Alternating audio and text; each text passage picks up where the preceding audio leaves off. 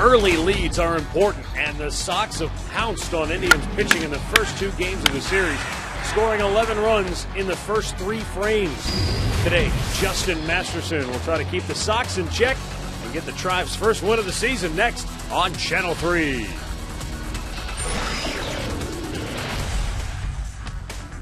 It's a cloudy gray day in downtown Cleveland, but the Indians are looking for a ray of sunshine as they try to avoid being swept at the hands of the Chicago White Sox. Hi again, everyone. Matt Underwood alongside Rick Manning. The Indians looking for some good starting pitching. That would certainly go a long way toward helping them get a win here today. And in order to do that, get good starting pitching, you've got to quiet down these Chicago bats. And one guy in particular is having a whale of an opening series, Carlos Quentin. Rick, not since 1960 has a White Sox player had 7 ribbies after the first 2 games of the year. Well, he's using the whole ballpark. Here's a guy that has a lot of pop in his bat, but he's going to right center field. He's got 3 doubles on the year. He's got a home run. He has 7 RBIs. This is a guy that, he's hitting 6th in this lineup. So today, I think if Justin Masterson wants to cool those bats down, he's going to have to control the right-handed hitters and also have success against the left-handers. But you can see the kind of start that Quentin is off to, something that they were looking for last year, but he's giving them early this year. Manny Minoso, the last White Sox player to have 7 ribbies after just the first 2 games of the season. All right, let's take a look at Justin Masterson, who's on the hill today for the Tribe, and hopefully his sinker ball does just that, whereas Fausto Carmona's did not on opening day. Well, Fausto had success getting ahead of the hitters. He couldn't put them away. Yesterday, they were aggressive early in the count, but Masterson has such good movement. He made 4 starts against them last year. He had 1 win. Like I said, I think he can handle the right-handers. The key is get the lefties out. For John Danks, a 5 ERA against the Tribe last year, but Manny Acta has 5 left-handed bats in there against Danks this afternoon, so we'll see if that can solve the problem. All right, we've got all the exciting play-by-play action coming up next right here on Channel 3.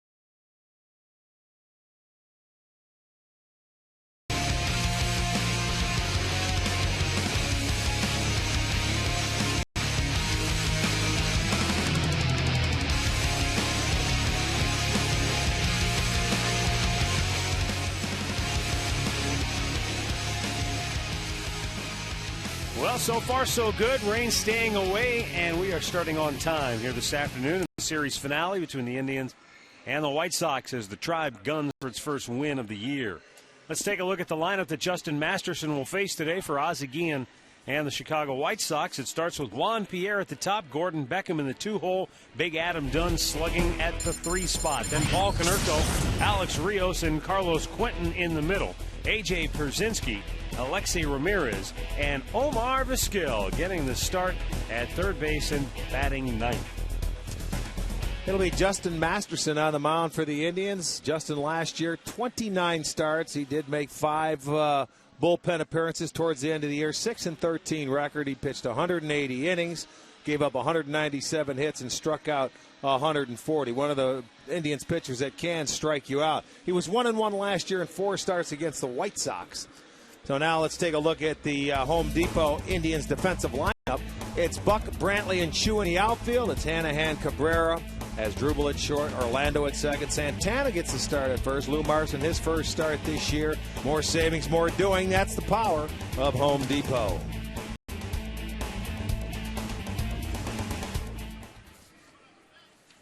Manny Acta looking for a starting pitcher to get out of the gate quickly here today as the drag bunt by Pierre goes foul. The White Sox have scored in the first inning in each of the first 2 games. In fact, they've outscored the Indians, let's see, 6-0, 4, 5, 6, 7-0 over the first 2 innings in these first 2 games. And then if you carry it out to the 3rd inning, 11-0 over the first 3 innings. They just want to shut it down, and it's so much easier to try and play from in front. But the table setters have been able to set it for the White Sox in the first 2 games. Pierre fouls it out of play. In his career, Justin Masterson has had the table setters between Pierre and Beckham and Dunn. They're 13 for 22 in their career. He's handled the 3, 4, and 5 guys. Weekly tap towards short. Cabrera on the run, throws out Pierre, 1 away.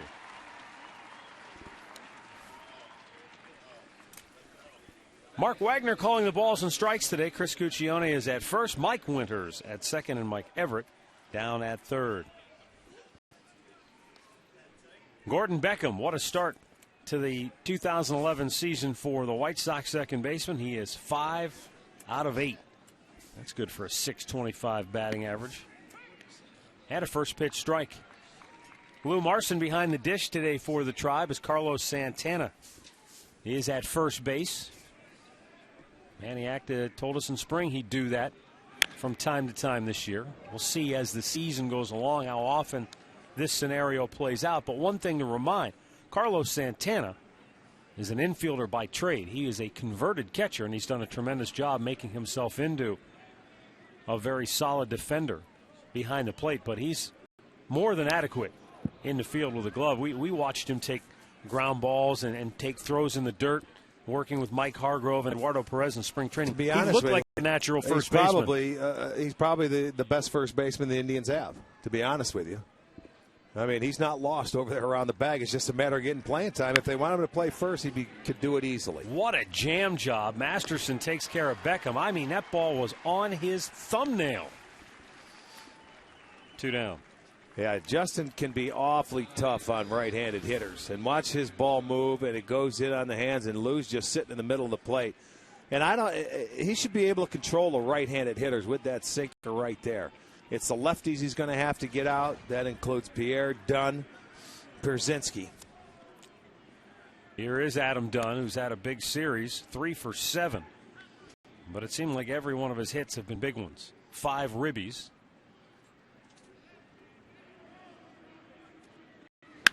Slugs that one the other way, and that'll get down. Cut off by Travis Buck. He'll hold Dunn to a long opposite field single. And the way he's been swinging the bat, you'll take that, I guess, if you're the Indians. Absolutely. I mean, anytime a guy takes that ball the other way for a base hit, especially a big power hitter like them, how many times you see a power hitter go the other way? They're up there trying to juice you or trying to pull the ball. You know what? He gets a base hit the other way. You tip your cap to him. You can't run it first anyway. Go back and get the next guy. And that next guy is Paul Konerko, who, like Dunn, is 3 for 7 coming into today's game. A couple of runs batted in. And a ground ball to short. And the force at second.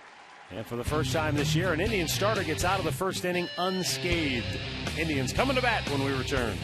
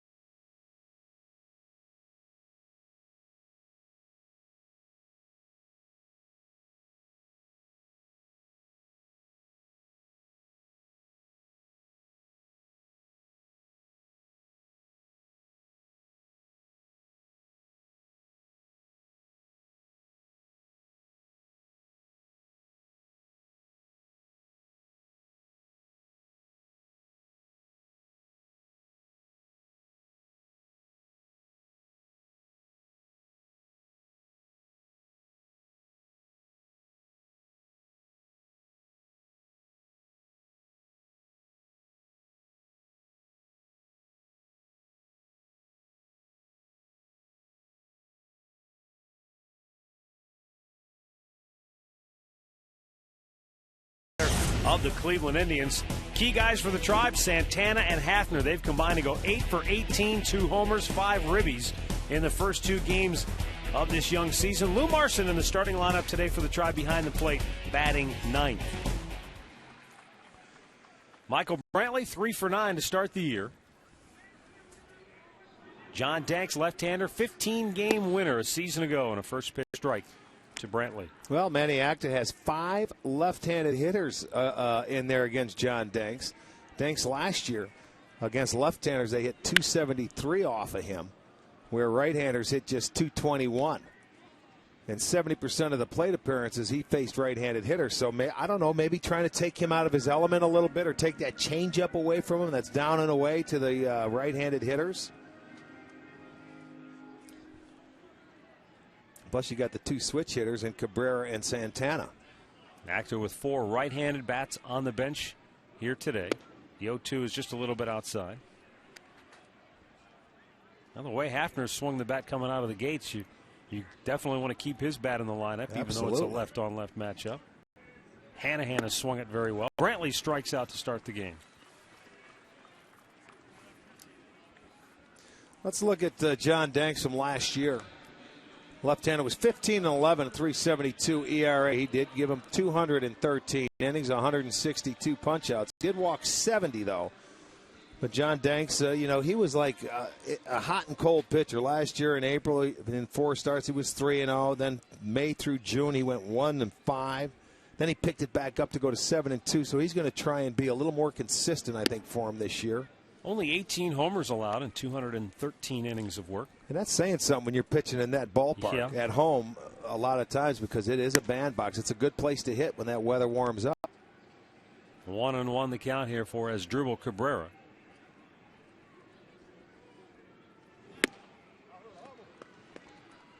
Good fastball from Danks, and he's moved ahead in the count 1-2. Danks last year made 2 starts against the Indians. He was 1-1. Both his starts early in the year, and he is on fire. 2 up, 2 strikeouts. Asdrubal did not appear to agree with the call, but it's a 3rd strike, and there are 2 quick outs here in the first. Well, right on the outside corner, and that's knee high.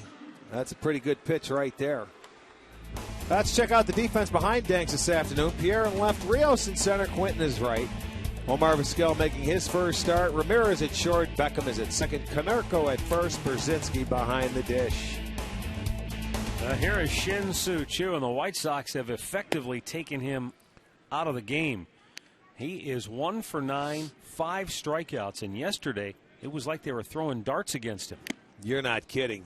He saw 19 pitches, 14 of them were strikes. The last 10 pitches that he saw were all strikes, and that's how you go down 4 times. He did walk once, though, so he didn't go down all 5 times. Only a few famous Indians have struck out 5 times in a game. Larry Doby, Jim Thome, and a guy named Rick Manning. 3 balls and a strike. That's hard to do. Hard to get 5 at bats sometimes. 3 balls and a strike with 2 down and the bases empty here in the bottom of the first, no score. And from Danks is outside, ball 4. So Choo with a 2-out walk will bring Santana to the plate.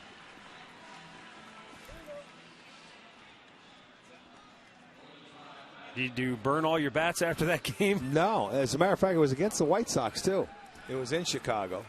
Francisco Barrios was the pitcher that day. He got you all 5 times? I can't remember. But it didn't matter who was pitching. I could have swung an ironing board and couldn't hit something that day. I don't know what I did the night before, but it wasn't good. That's where I was going with it next. I was going to beat you to the punch. Inside corner, a called strike to Carlos Santana. Was that in Chicago? Yeah. Oh, yeah, of course it was. It couldn't have been a Rush Street night. The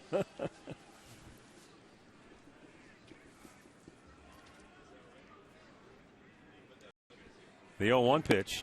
Apparently, after that 5 strikeout performance you had, the scouting report did not get from Chicago to Minneapolis in time for Jeff Zahn. Oh, the next day. Well, he had me down in the count 0-2. And you hit the home run 0-2? Well, I did hit a home run 0-2. I was down, but Swing and a miss. We had Bill Melton, who was here opening day with the White Sox. He was on that team. Those guys were pulling for me to strike out again. I could hear him from the dugout. They wanted 6 in a row? Swing and miss. Yes, they did. They wanted more than that. Nice teammates, huh? Oh, you got to love them. Throw to first, but backstanding is Chu. Chu, 20 homers, 20 steals a year ago, trying for a third straight 2020 year. Well, they took the chance of throwing over the figure he'd go on first movement with 2 strikes to try and save Santana in this at-bat. Down low. Pierzynski looked like he was ready to come up throwing. Well, they think he's going to run. But you know what? You pick and choose. Santana's a good enough guy that can hit the gap. And sometimes you don't have to protect him. You're going to let him go ahead and swing.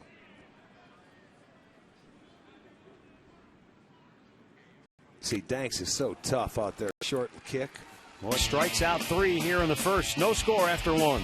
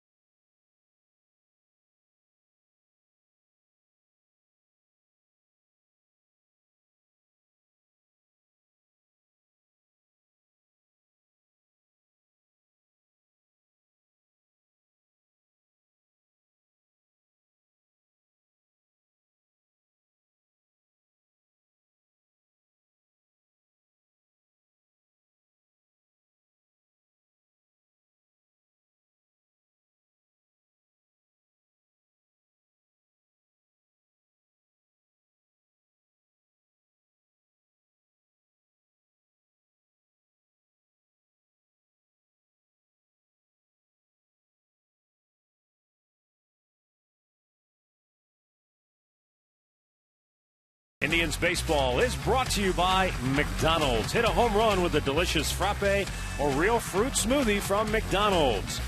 By your Northern Ohio Toyota dealers. And by AT&T.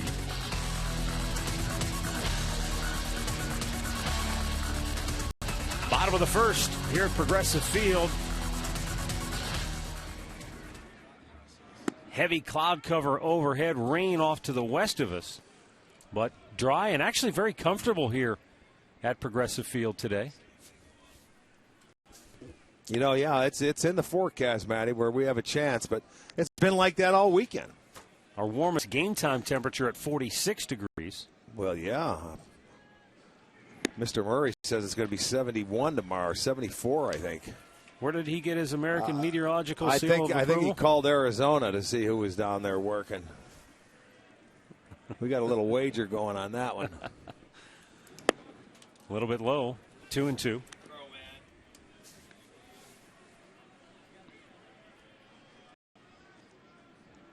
We noticed, though, early on, the wind is not blowing in off the lake today, which makes it a lot more comfortable for the patrons here at the ballpark. Boy, it sure does. Backhanded by Cabrera. Low throw, and Santana scoops it out of the dirt for out number 1. That's what we were talking about with Carlos Santana at first base. That's not an easy play for even the most experienced first baseman. Well, because he was stretching out there. Cabrera gets it. He realizes he's going to get rid of the ball in a hurry. He doesn't really use his feet. He just throws it. And that's sort of like an in-between hop, but he picks it nicely. On the stretch, go out there knowing Rios can run, but there's the pick. Good play. 1 down now for Carlos Quentin.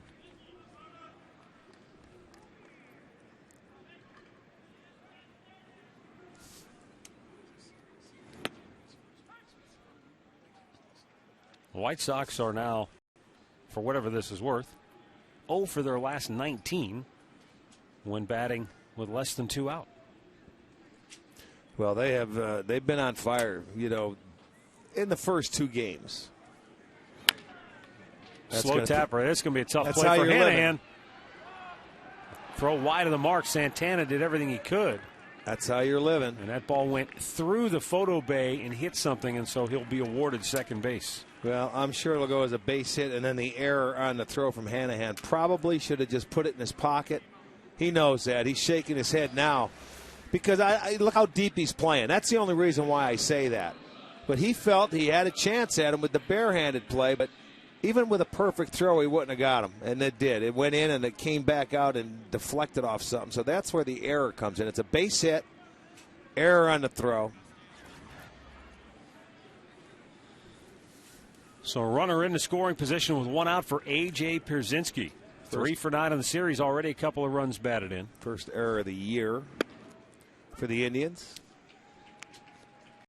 But that's one of those errors that, I agree with you where you probably should eat it, but that's an aggressive error, which I don't have as big a problem with.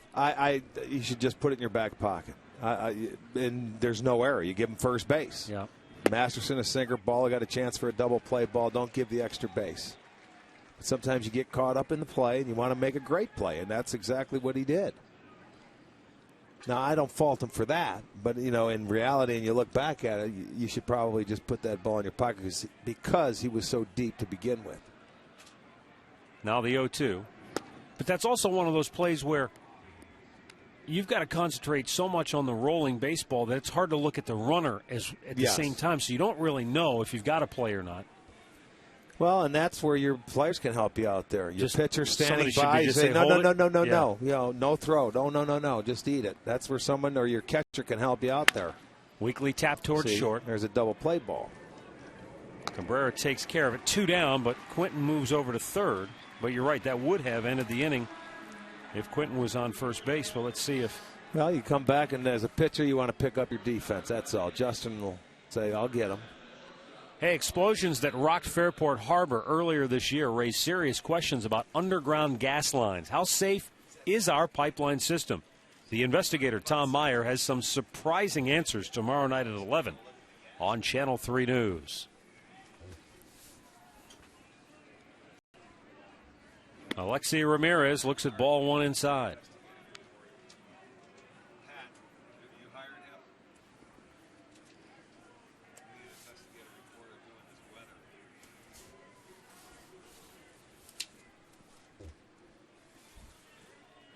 The calendar says April 3rd.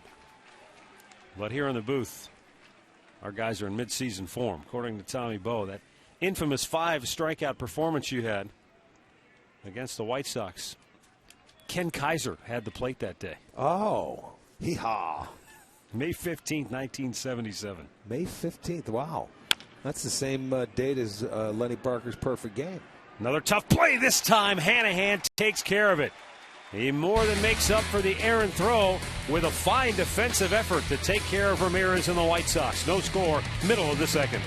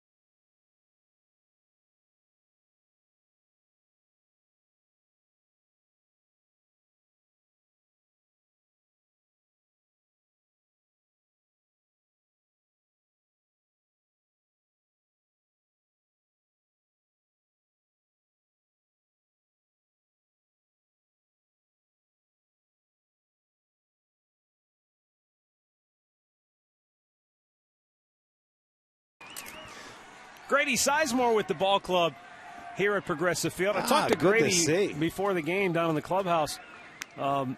Rick, as you know, the minor league seasons all begin as well, so basically there weren't any games for him to play in anymore down in spring training.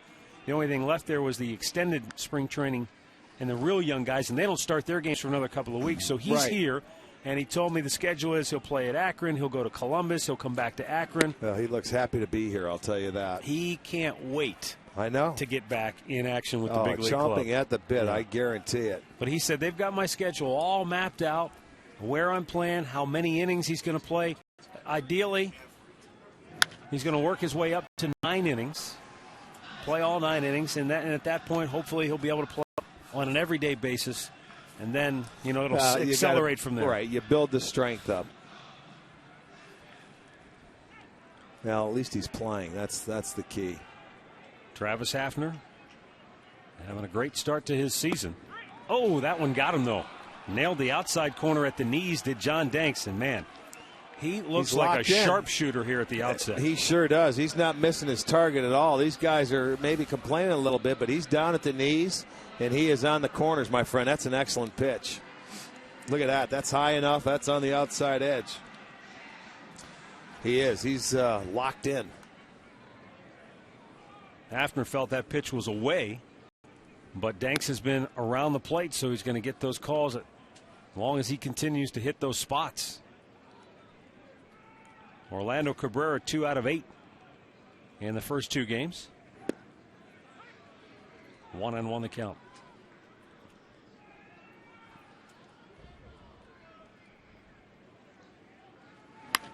Fouled out of play. So what's the early adjustment, Rick, if you're one of the guys on the bench and you're watching him go through the first 4 or 5 hitters? Well, he's using both sides of the plate. He's staying down. Hey, stay on the baseball. Try and take your base hits. Take what he's giving you. Go the other way with him.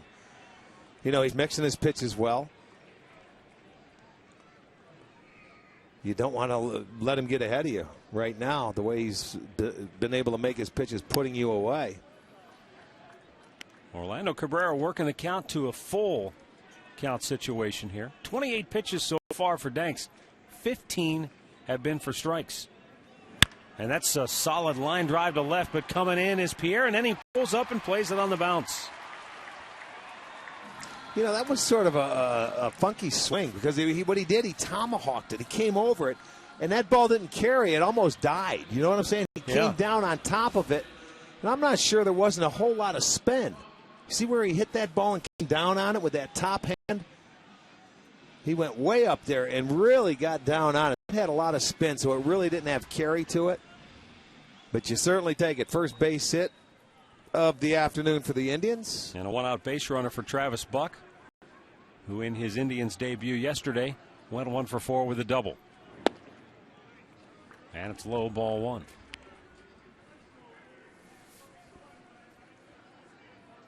Buck 1 for 4 in his career against John Danks. So obviously he's had a little experience.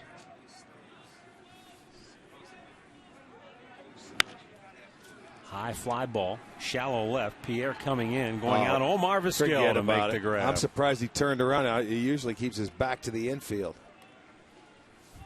2 down. Let's look at our great clip of the game from yesterday, brought to you by Great Clips. Jack Hanahan with a rifle shot down the left field line, driving in a pair of runs for the Indians. Relax, you're at Great Clips, and Katie Witham joins us now with more on the Indians' new third baseman. Well, Matt, how about Jack Hanahan, 4 for 9 with 3 RBIs through the first 2 games. That includes that 2-run homer on opening day. And, we've talked about his glove. We knew he was a good defensive player, but offensively, he has been a pleasant surprise, especially seeing how he came into this season with a lifetime batting average of .224 and off a 1-year hiatus. Hanahan said offensively, he's really focused on shortening his swing, changing directions, and just trying to drive the ball the other way. And Matt, Rick, it's working for him so far. So far, so good, Katie. A little tapper foul. He went to the same high school as Joe Mauer. Cretin, Durham, and in Minnesota. St. Paul. Did he really? I did not know that. Well, defensively, he's been good. And you get off offensively, he's hitting down in the lineup. He's hitting 8th today. He was hitting 9th the first 2 games. And you know what? When you've been around a little bit and you get an opportunity, you take advantage of it. And he's been one to do that. Travis Buck has been another. Swung on and missed. So Hanahan strikes out, and Danks has whiffed 5 through the first 2.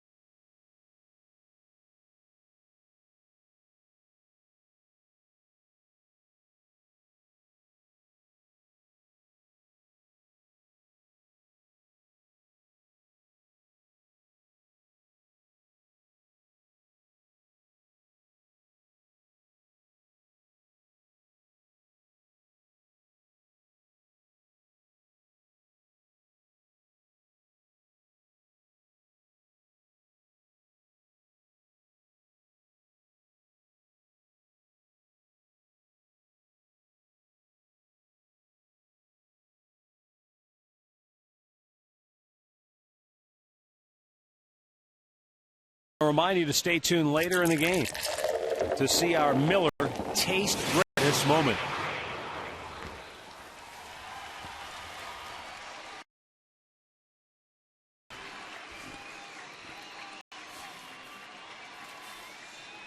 Playing in his 2,851st career game. That's and most of them coming right here. More than any active player in baseball. Yeah, you know, he feels comfortable going into that batter's box here. I don't care. It's been a few years since he's been in there on a regular basis, but. And there are only, Rick, 2 active players who have more career hits than Omar Vizquel. Well, and one's got to be Jeter. You are correct. And that is number 2,800 for Vizquel. I beg your pardon, there are 3. Jeter. No, 2. Pudge Rodriguez is the other, right? Right, yeah. with Washington, okay. Right. 2,800 hits, that's very impressive. You know, for a guy that you could knock the bat out of his hands when he first came up, developed into a very good hitter. You know, and it was always the high fastball. When he hit the ball in the air, he did you a favor. But getting to watch him play for 11 years here was a lot of fun to watch. Juan Pierre grounded to short his first time up. And 43 years old, Omar is, still keeps himself in great shape to play.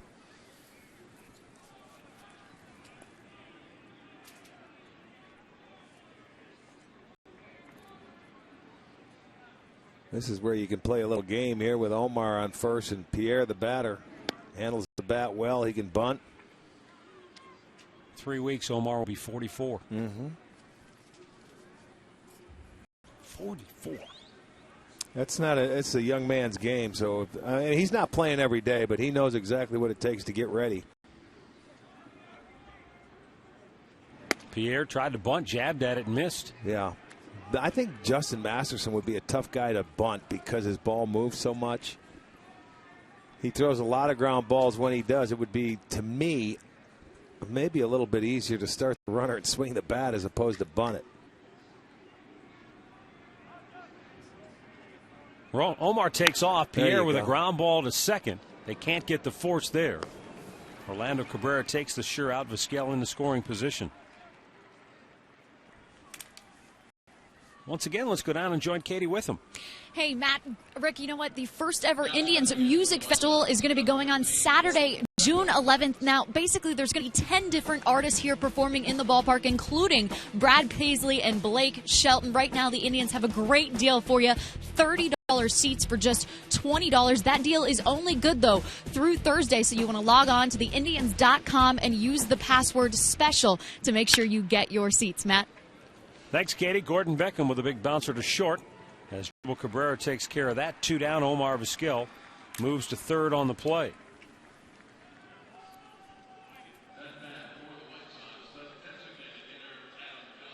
Well, Justin Masterson has made 30 pitches.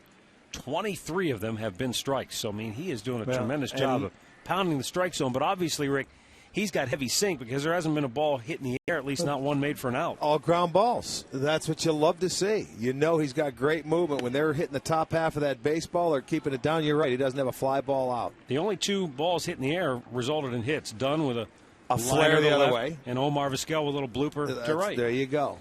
They weren't able to square up on the baseball. Boy, just missed inside the corner. 1-0 to Adam Dunn, who had that opposite field flare. Single in first. With Vizquel, the runner at third, Jack Hanahan stays near the bag. The other 3 infielders are on the right side, shifting for Dunn. And again, he goes inside. And again, it's 2-0. I like that thought process because he got a base hit the other day, or his last at bat, going the other way with that ball away. He's trying to pound him inside and force him to try and pull a ball. Beg your pardon, 3-0 the count. And there's a strike. You still want to be careful. I know you've got dangerous hitter Konerko on deck, but Konerko 3 for 15 in his career against him. Dunn is 2 for 3. Swung on and missed, full count.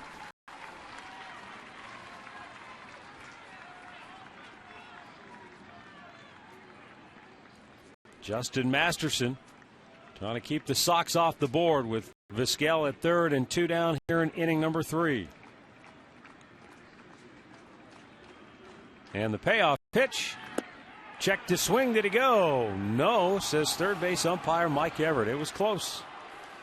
Dunn draws a 2-out walk. Runners at the corners with 2 down. And let's take another look here. It didn't look like it originally. Let's take a side view.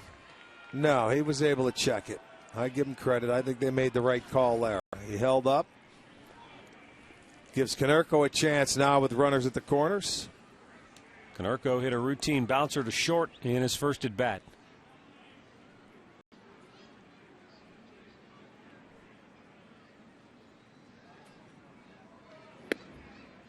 Takes the first pitch, strike.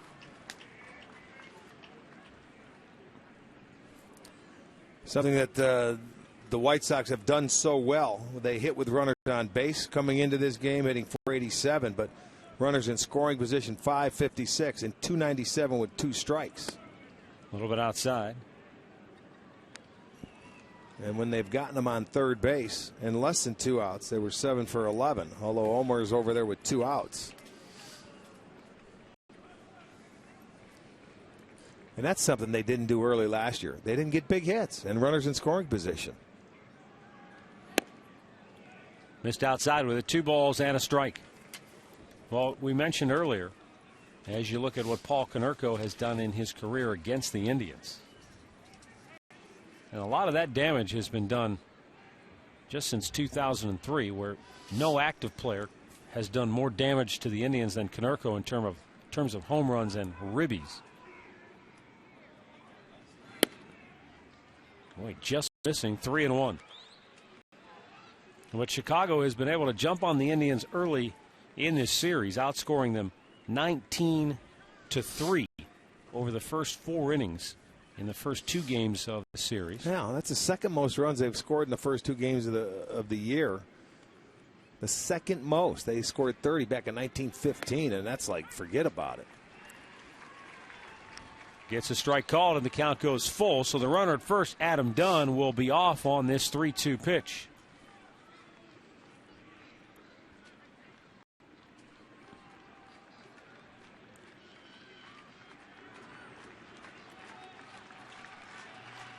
Masterson with the payoff pitch. Grounded foul, third base side.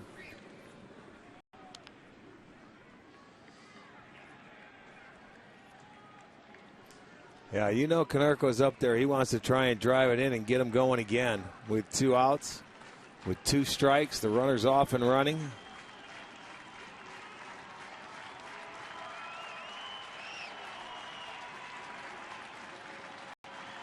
And again, the 3-2.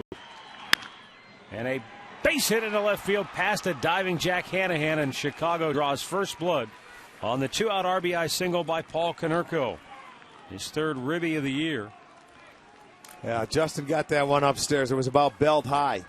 And the one he hit before that, he pulled it foul because it was in there. But this one, it just stayed up. It was a little flatter. It didn't go down. It was just coming in on a flat plane, and he was able to get it by Hanahan at third base. So a 2-out base hit. Sox take another 1-0 lead. So they've been in front every game of the series. Boy, that replay shows you just how close Hanahan was to coming up with that, though. Yeah, it was just a little flat sinker. Now Alex Rios looks at a ball inside.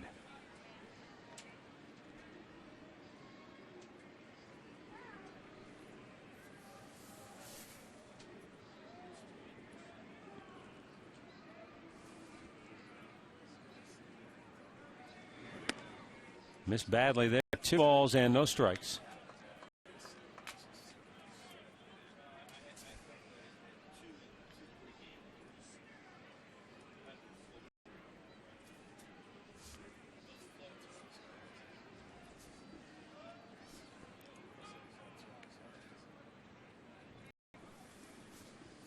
Masterson delivers, and a swing and a miss. Rios couldn't come up with that pitch. You know, he helped him out right there. That one, Justin just let it go, and that ball moved inside. He's asking if it was a strike. It certainly was not. He could have been sitting 3-0, but you figure you're looking for a fastball 2-0. You want to jump on it, and Rio's still looking for his first hit this year. Smash to third. Hanahan will go the short way, and the inning-ending force wraps up the top half of the third, but not before the Sox get on the board first.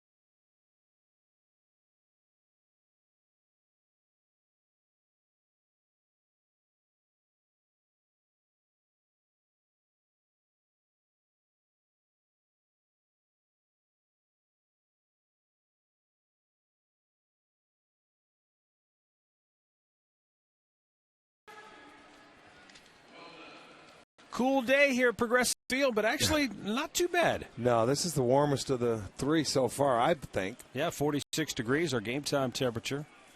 Light breeze, but it's blowing out towards center. Lou Martian looks at a ball down low, his first at-bat of the year.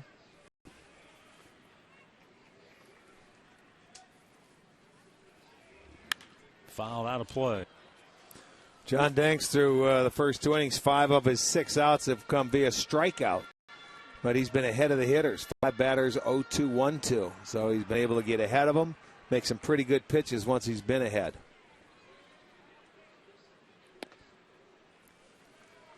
Lou Martian had just a miserable time at the plate last year in the big leagues when he hit just a .195. But he said this spring, he goes, "No, I've hit everywhere in the minor leagues." And he said, all of a sudden I have a bad year and everybody says I can't hit. Well, he's going to get another opportunity to at least try to prove those people wrong. The the difficulty will be, Rick, as a backup in the big leagues. Yeah. Can he stay sharp enough to hit when he's only going to catch maybe once, twice a week? And when he doesn't know the rest of the league, he's still learning, pitchers from different teams and things like that. It's not an easy thing to do, and a lot of that's going to come with confidence. But his main goal, you first and foremost go out there and handle the pitchers, and then your hitting turns into secondary. But hopefully he can turn it around. Here is Michael Brantley, struck out his first time up. I think a lot of hard work and everything goes into it in the side aspect of it the days you're not playing. A lot of video work, looking at pitchers that you're going to end up possibly having to face.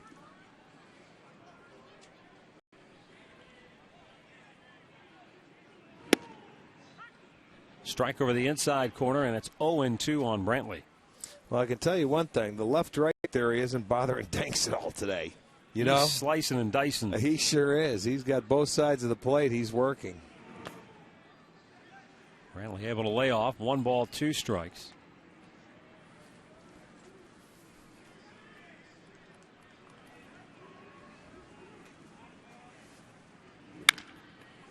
Ground ball to second. Beckham. 2 down. Let's have a look at today's trivia question. Since 1990, 3 Indian starters have won their first 5 or more decisions to start the season.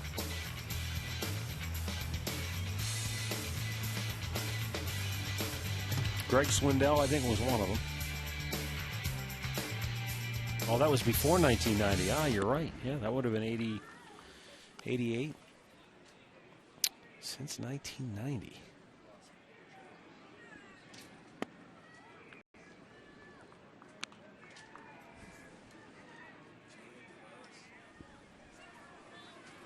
Starting pitchers, though, right?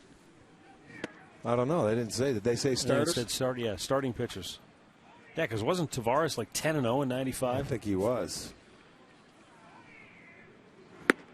3-0 in there for a strike to Asdrubal Cabrera.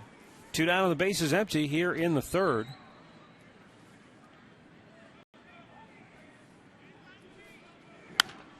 Out of play. White Sox with a 1-0 lead. On a 2-out RBI single by Paul Konerko. Time had been called before the play, before the pitch.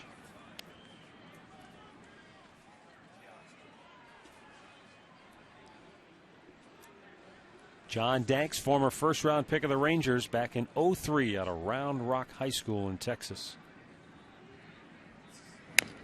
And Asdrubal fights it off.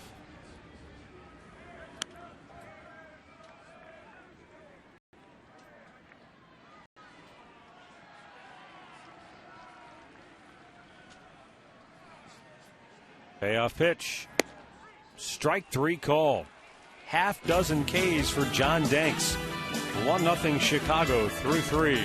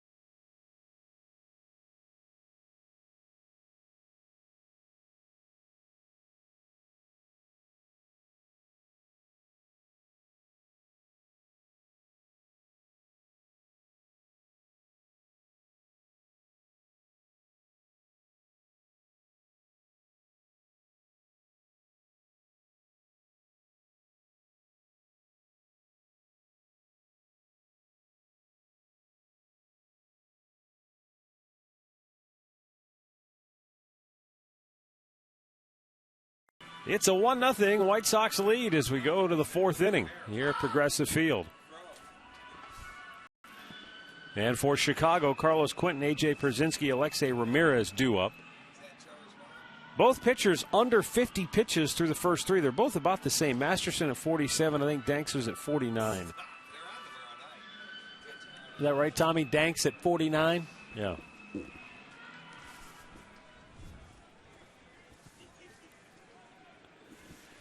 Carlos Quentin, a little topper that died on the infield grass for an infield single. When you're hot, you're hot. Yeah. I mean, and he's been hot in this series. The White Sox from here, well, they'll have an off day tomorrow. They're heading to Kansas City.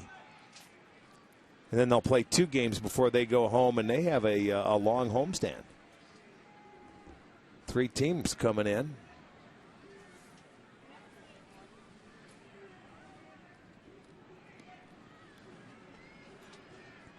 Quentin already at the top of the RBI category in the American League.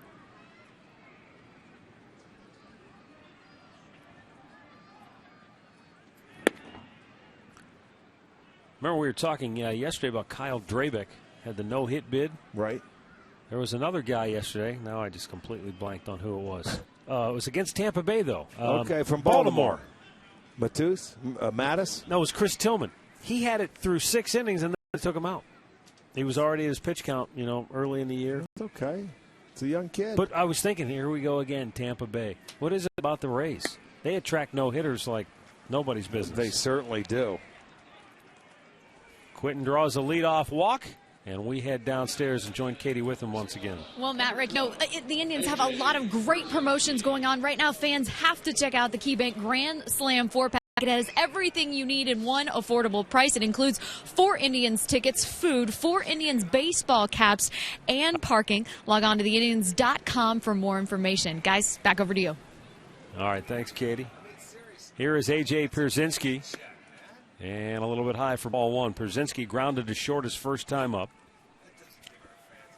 Now, Ozzie Guillen knows that his team has not made an out in the air. Every out has been a ground ball out so far through the first 3 innings. So we'll see how aggressively he plays this. Now, Quentin runs well. Not a base stealer.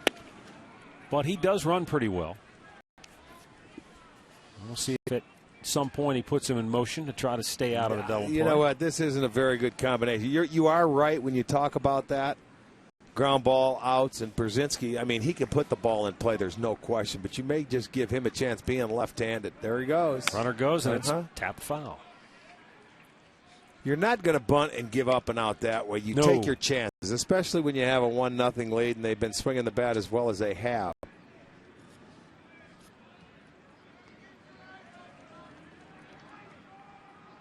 And both times I believe that they did the hit and run. Once when Vizquel was out, it was both times were 1-1 count.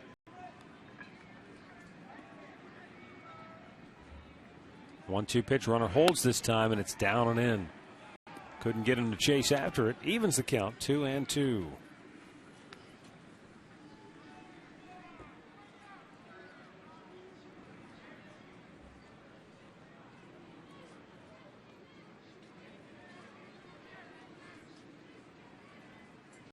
Masterson deals, and another tapper foul.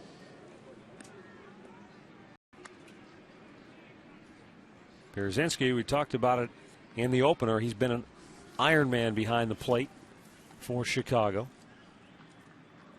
Has never spent a day on the disabled list in his major league career. Well, if you're a base runner here with 2 strikes, now you always look for that ball in the dirt. Liner off the tip of the glove of Cabrera. And Quentin is going to stop at second base. He had a notion about maybe trying to go to third, but Brantley got to it quickly. That was very close to being a double play. Well, off the leather. I mean, if he catches it, it is a double play, but that ball just out of reach. And that's a tough one as a base runner, because a lot of times you think it's over his head and you get caught in a double play, but he needed about another inch. Did that hit his glove, didn't it? Sure looked like it just tipped it. I think it did tip that glove. So you're talking about 1-2 inches at the most. Well, now the White Sox have their first 2 on with nobody out, and Alexei Ramirez, who grounded to third. He'll bunt now. Is the batter. Hanahan looking for the bunt at third, creeping in on the grass. Santana charging in from first. It's bunted in the air. Santana lets it go foul. Well, Ramirez, you want to try and get that sinker, which will probably be thrown in on his hands and force the third baseman to field it. One more look. All right, let's go. It just goes off the end of his glove. He times his jump, just tipping. Yep. The end of that glove. But they use small gloves, the middle infielders. So anyway, getting back to this bunt situation, if you can, you would like to put it down the third baseline.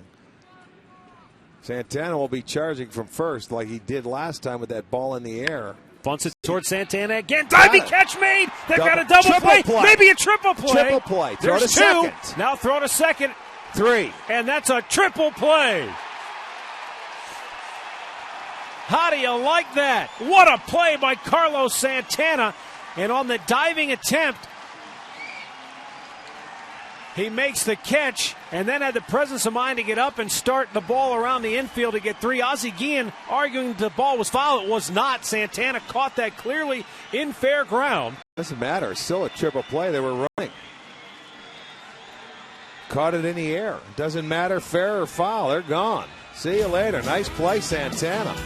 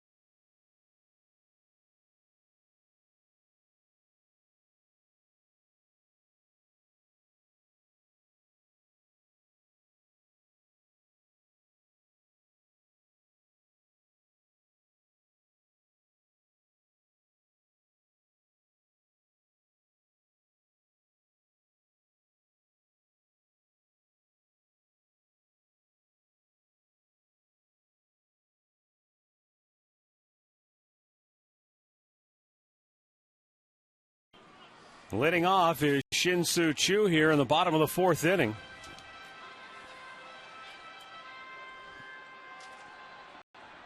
The would-be sacrifice bunt attempt went awry for the White Sox, and you called it right out of the gate. And that is, bunt the ball, make the third baseman come in and field it. Just bunting it towards first, you're automatically going to give the first baseman a chance to go to third to get the force. And by bunting it in the air, he allowed Santana to make the diving great catch. Well, and the base runners, they're anticipating that ball hitting the ground, and they're going to be able to run. Well, you know what? That opened it up for a triple play. How about that? Choo with a ground ball to second, and that's one quick out here in the 4th. Well, this is you have to love it. This is going to be our McDonald's. I'm loving it. And how can't you love a triple play? Up in the air, the second straight time. Santana comes up and gets a good jump on it, but he got the glove underneath it. And as it goes in there, so he goes 3-4 for the double play, and Cabrera's holding it. And then they go to second base where the guy was on third base. There's 2. Come on, let's go throw to second. There it is, 3. So a 3-4-6 triple play.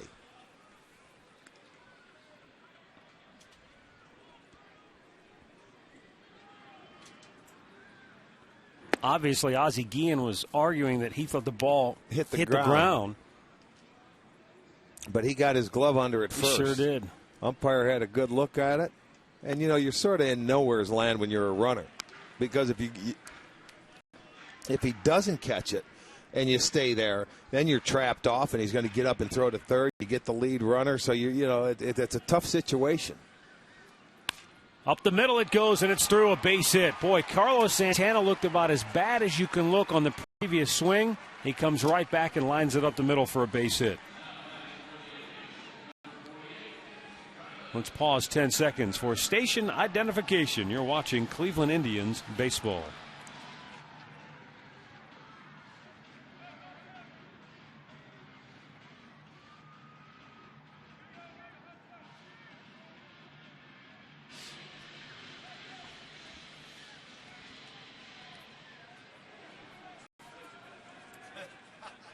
Here is Travis Hafner.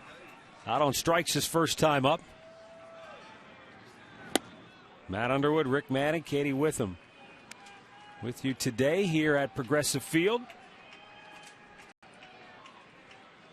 Everybody got to the ballpark today, and everybody was locked in watching the radar. So far, so good, though. Hafner with a half swing came up empty. 1-1.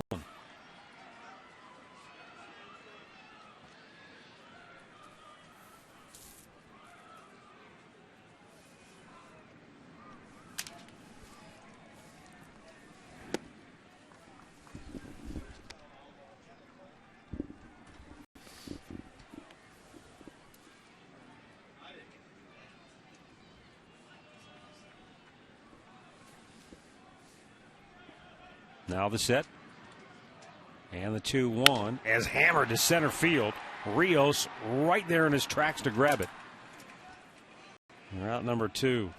Let's go back to the studios right now for an in-game update with Dave Chudowski. All right, try and top that triple play, huh? What do you got?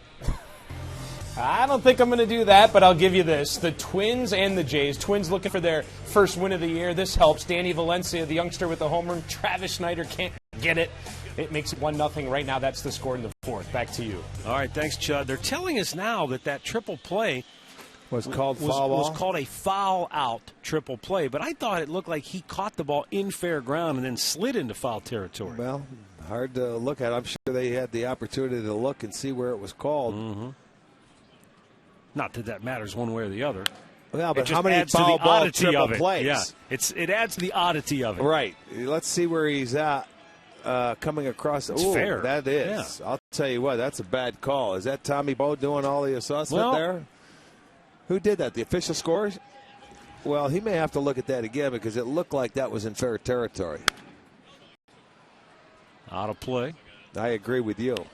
Well, either way, it's what outs. I didn't realize at first was how that ball bounced in his glove. I mean, that was it was a heck of a job to keep it in the glove. Well, that's where Ozzie felt it hit the ground before it got in his glove because he had his glove underneath it. It bounced there. Yeah.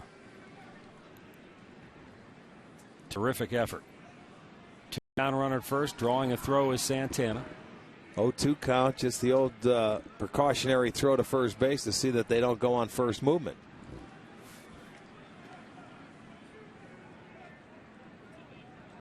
Danks has given up just 2 hits. 1 to Santana, 1 to this guy back in the second inning, Orlando Cabrera. See, even with Danks, when he throws to first base, he's so quick to home plate, you can't get a jump on him anyway, so it's useless to run. You can't take a chance here. It's only a 1-run ball game, and you got to hope that the guy hits the gap. But watch how quickly he delivers the ball to the catcher and gives him an opportunity. That time he picked his leg up, but he will change it, and he also has a slide step.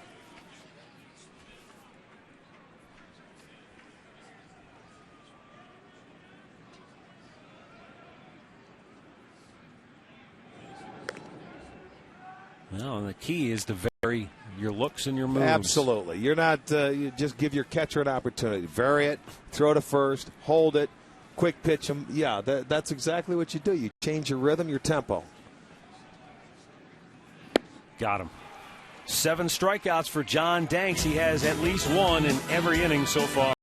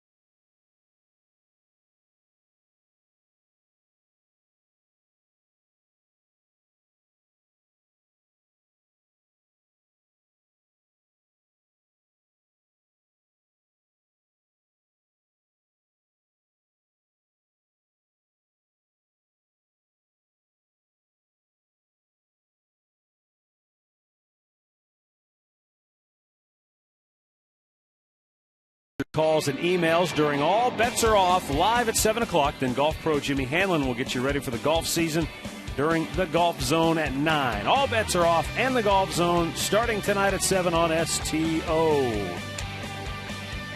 I know Bruce will be talking about the NCAA March Madness culminating with tomorrow night's national championship game.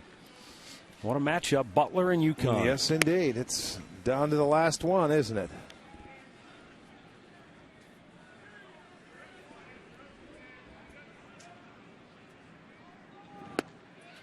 Strike to the outside edge for Omar Vizquel, who singled and scored his first time up. His 2,800th career base hit.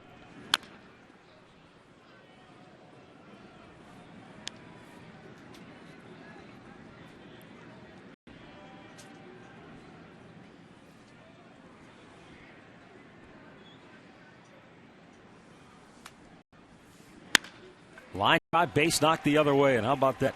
At 43 years of age, Omar Vizquel is 2 for 2 in this ball game here today, his first action of the season.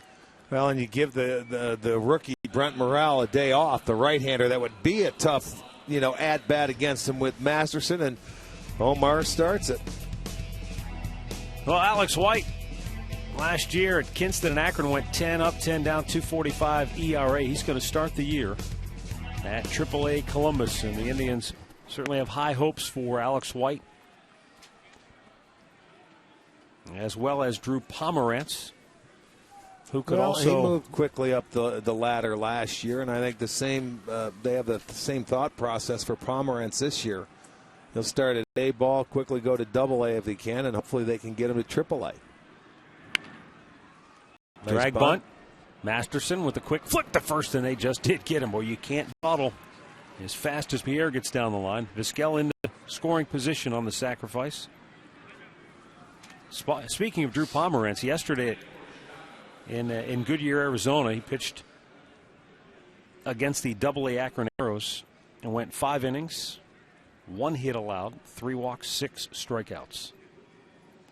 So Pomerantz and White, definitely. Well, it's going to be fun to watch their progress this year, going through the farm system to see exactly what they do and how they go about it. By the way, they have changed the official ruling on the triple play to a fair ball. Because of the eye of view. I mean, we saw the replay, and it was a fair ball. Well, that's good. They checked it out. The power of replay. You get it right. You see the ball goes in his glove. He's still in fair territory. He has the one knee inbound, so it is a catch before he goes out of bounds. So he's in fair territory. He controlled the ball through the catch all the way through. 0-2 the count on Gordon Beckham. I'll tell you what, the NFL's instant replay rules are about as hard to follow as they come. They get real technical as far as breaking it down. Well, I think that's probably why baseball doesn't want to get involved in it, more than just home run calls, fair and foul. But I think the key is getting the calls right. 2-strike pitch, grounded foul. And, of course, we had 2 instant replay scenarios on opening day here, both on home runs, both to the bleachers in left field, both right at the yellow line. And both called right originally by the umpires. And then upheld by the video replay. Yes, indeed. But I think it would make baseball a little bit better if they could expand that. I really do. The 0-2.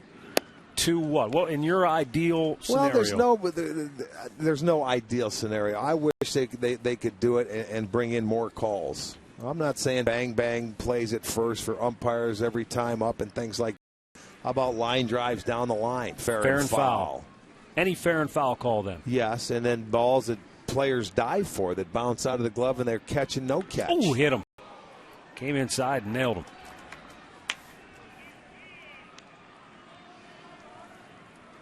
So, 2 on, 1 out. And now Big Adam Dunn to the plate. Yeah, this one comes in, and this is one guy you want to control with the next couple guys coming in, and it goes off his thigh. His back leg, too. Yeah.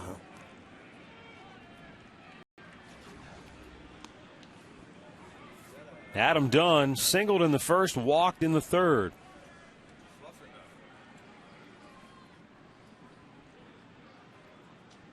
with the shift on.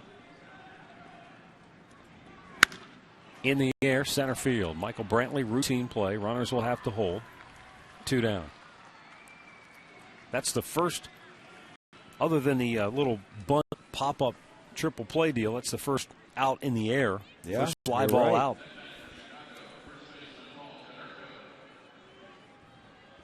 Paul Konerko, RBI single in the third. 1 for 2 today for Konerko. 4 for 9 in the series.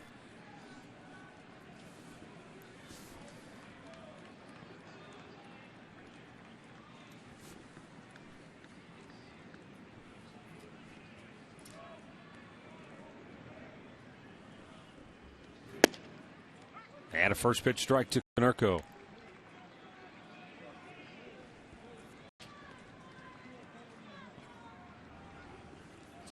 Well, Konerko, the only right-hander with a hit today. No, I'm sorry. Quinton's got that infield single.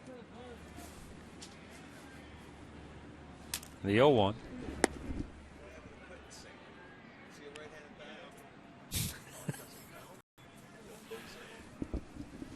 Quinton single counts. Yeah, not to Tommy. In the dugout, it might not fly. No, it doesn't count to Tommy. Tommy has specific rules. Has to leave the infield to count for a hit, I guess. Well, he's in midseason form. He's ready. Frank, what'd you do to him? You didn't double check his work. That's what happened. Normally, you double check everything. Well, I'm gonna have to start again. Infield hits do count this year. Speaking of Tommy, he said the last time the White Sox hit into a triple play was in April of 1978. Junior Moore of the White Sox hit into a triple play at Toronto. Did they have the shorts on that year? That might have been the year after. Inside he missed. And it's now 3-1. And Alex Rios on deck. So Masterson having a little trouble here getting through this fifth inning. Well, I think he wants to be a little careful here because, as you mentioned, Konerko got that 3-2 base hit to give the White Sox their only run. So he doesn't want to make a mistake here. Good pitch. Had Konerko Yes, backing it was. away. Full count. He came with the slider as opposed to throwing that sinker down and in. Now, he got the pitch. It was a flat sinker on the 3-2 pitch in his last at-bat. But this one, see him get underneath it? He get under it, but it is a slider. That's not really where you want the slider. That's because he was underneath the ball. That was a good shot. You want your wrists on top of the baseball. Payoff pitch. Runners go. Weekly tap. Hanahan, the third baseman, fields it. Can take all day to throw out Konerko, and he does. We head to the bottom of the fifth here at Progressive Field. It's still Chicago 1, Cleveland nothing.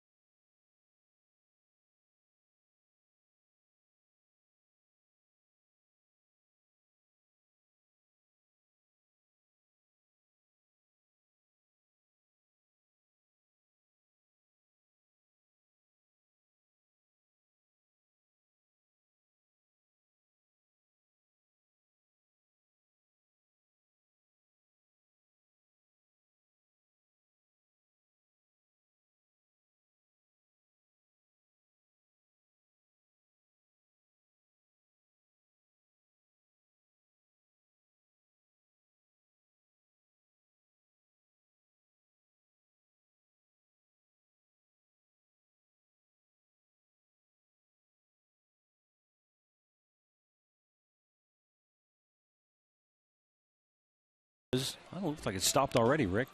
Ball's popped foul down the left side and out of play. They told us we might see some light rain activity. At about what time? 2:30. You got it. It's 2:20. 2:20, yeah. But we were also told that whatever starts falling early, the first stuff won't be heavy enough to stop the game. So hopefully that holds true as well. There's a throw in the dirt, dug out nicely by Konerko. Travis Buck, out number 1. Here's Jack Hanahan, a strikeout victim his first time up. Well, Danks has been very sharp today.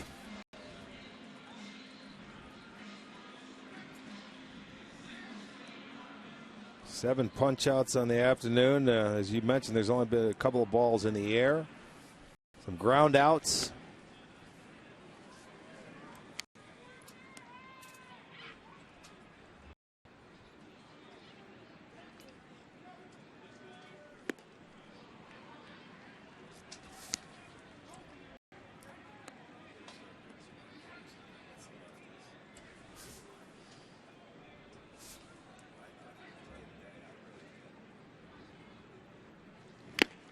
Foul tipped into the glove.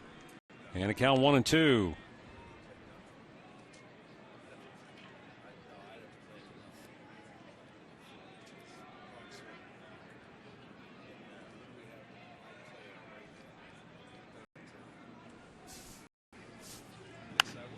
Back out of play. Hanahan staying alive. Boy, John Danks has pitched a whale of a ball game so far here today. He's given up just 2 singles. The Indians have not had a runner reach second base. He's walked 1, struck out 7. Back out of play. Danks has made 73 pitches. But as you pointed out early, he's been working both sides of the plate. He's mixing up his pitches. I mean, he's pitching ahead in the count for the most part. He has walked 1.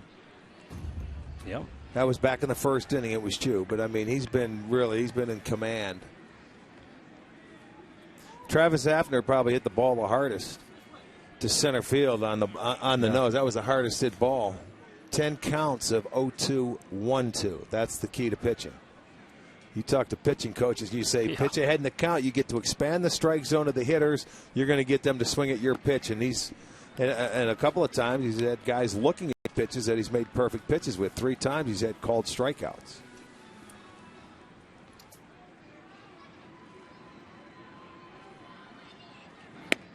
Got him looking inside corner. That's 8 punch-outs now for Danks. Well, we want to fill the house for charity. That'll be Wednesday. The Tribe will take on the Boston Red Sox at 7:05, and $1 from every ticket sold will be donated to the Diabetes Association of Greater Cleveland. Get your tickets on Indians.com, as that'll take place every Wednesday home game. There will be a different charity, but on this Wednesday, Diabetes Association. So come on out. $1 to each ticket goes to the Diabetes Association. Lou Marson flied to center his first time up.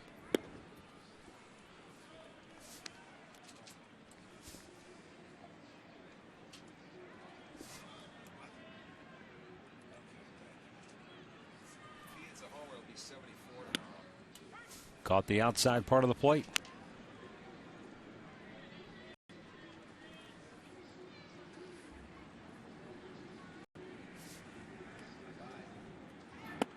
Down low. 3 balls and a strike.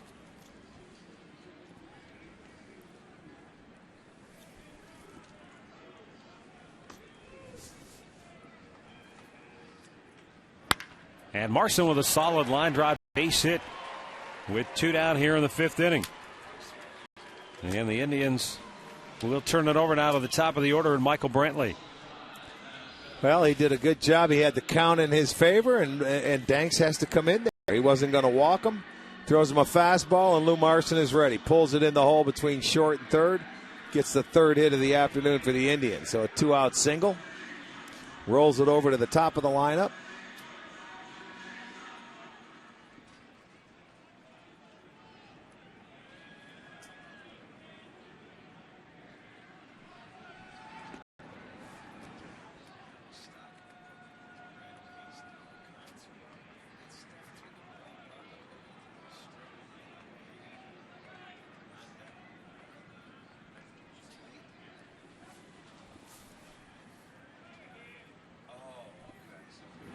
In the dirt. Blocked nicely by Przinski. Brantley struck out in the first, grounded to second in the third. As the Indians try to break through against John Danks. Just 3 singles so far today.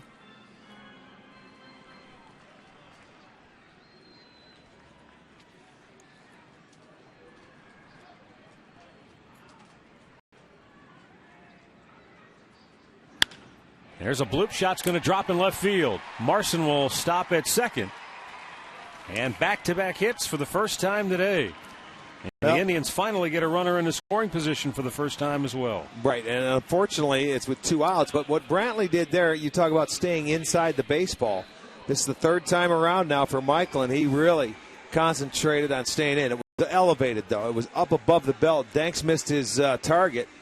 And hitters let you know, boy, you make a mistake, they find a way to get a base hit. He bloops it into left field, keeps the 2-out rally going. It'll give Asdrubal Cabrera a chance now. Asdrubal Cabrera has had a rough day against John Danks. He has struck out looking both times.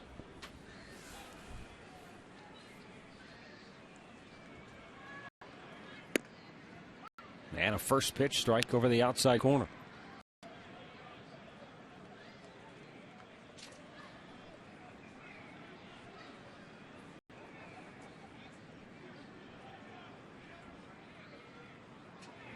In the dirt, Przinski blocked it, but Marson got a good read. He'll go to third. Good read is right. That's a nice job by Lou.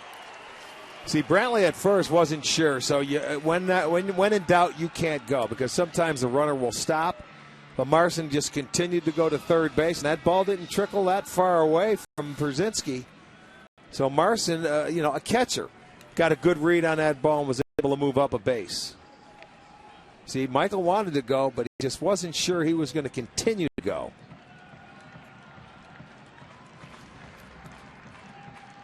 Danks with the 1-1. And now Cabrera down on the count, a ball and 2 strikes.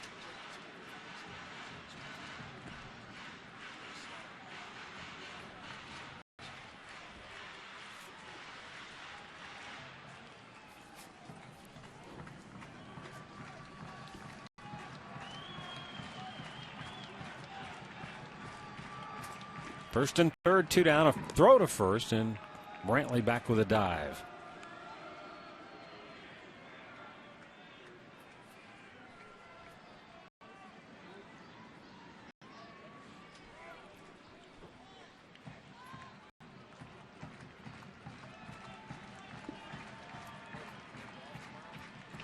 And the 1-2 popped out of play.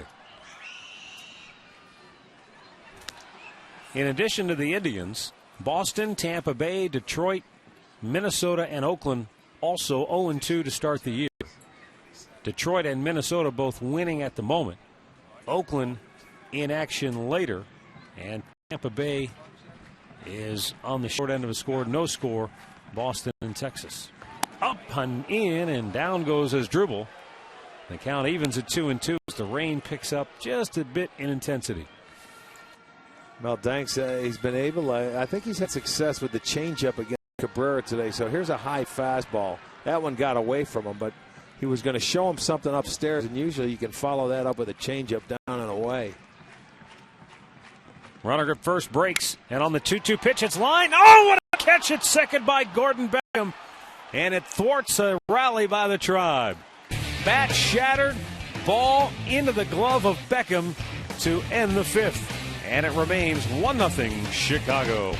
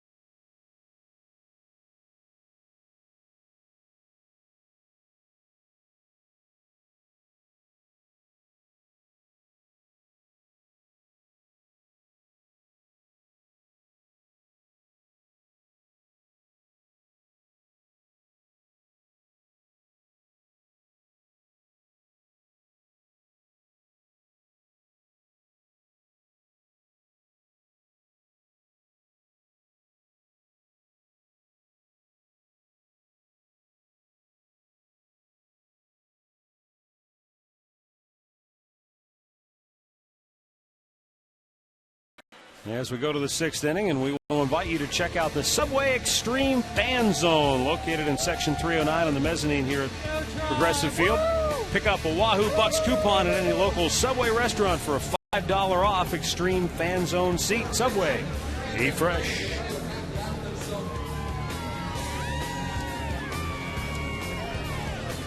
Well, the Indians had an opportunity to get on the board, and who knows, maybe even tie the game right there.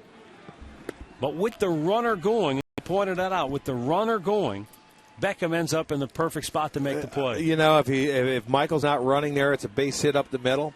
He is running, and he still made a terrific jumping catch. He had to reach back and Yeah, snare he it. did. I mean, even with him covering the base, it was just too bad. Very athletic play. Yes, it was. You know, that's one of those deals when you've got to go back against your body and make that See, catch. if he doesn't have to cover because Michael's taken off, it's a base hit. Now he reaches back, he's up in the air, and he couldn't have got any higher. You talk about the game inches where we showed you earlier in the game, the ball goes off Cabrera's glove. This time it goes right into his glove. Very good play. Kept it a 1-0 ball game. And it's twice an exploding bat has been hurtful for the Indians. Remember yesterday, Hafner had a bat explode on him, and he still drove the ball almost to the warning track and right. Jam job. There's another broken bat. That's embarrassing there. Rios is an easy out. And Rios is now 0 for 11 in the series. Time now for our recap, brought to you by your Northern Ohio Toyota dealers. Not much to recap here. Paul Konerko, 2-out RBI single, the only run.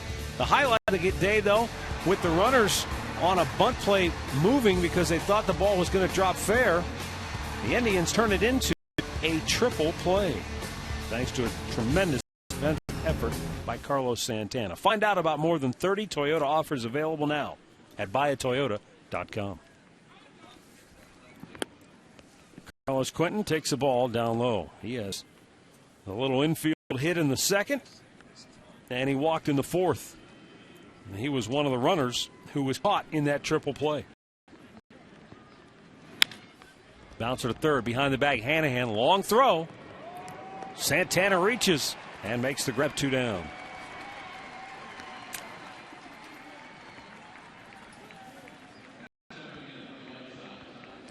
Well, I'll tell you what, there's not much, you can't play much deeper. You can't go over to the line much more. He stops, plants, and the long throw across. Right on the money. Santana makes a play. Good play by Jack Hanahan. He's been tested a lot in this series. A lot of ground balls left and right. Makes a couple of diving plays. He's been very good. Today, an error at third base, the first error, but it was just because he shouldn't have thrown the ball. That's crushed to deep center over the head of Brantley. Hits high off the fence in front of the bullpen. And the throw to second base cut off by Orlando Cabrera. And Przynski slides in with a 2-out double. Boy, that ball had some carry to it, didn't it? Supposed to be an out of here. Yes, it was. Przynski smoked that ball. That's only really the second ball hit in the air today. Dunn hit a little flare out there, but this one was smoked out over the plate. And watch it. It hits the screening on the bullpen. Not by much. That was like just under the yellow line. And Michael wanted him to let that go because they might have had a chance at second base, but Cabrera cut it. Or tried to.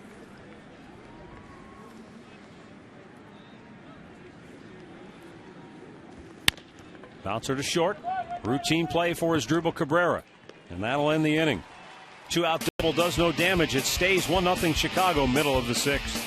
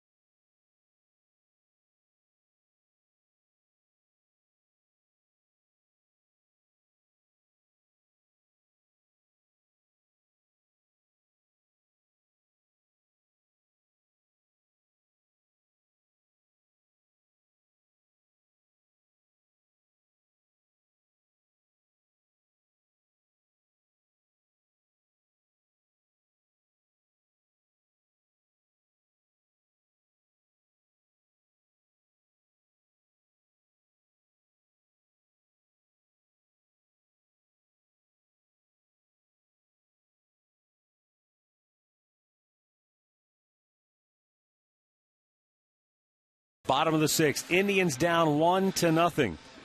Shin-Soo Choo, Carlos Santana, Travis Hafner. New up here for the Tribe.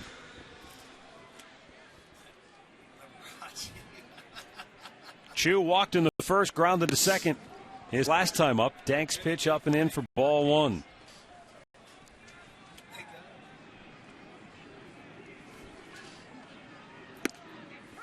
And a strike is called to even the count.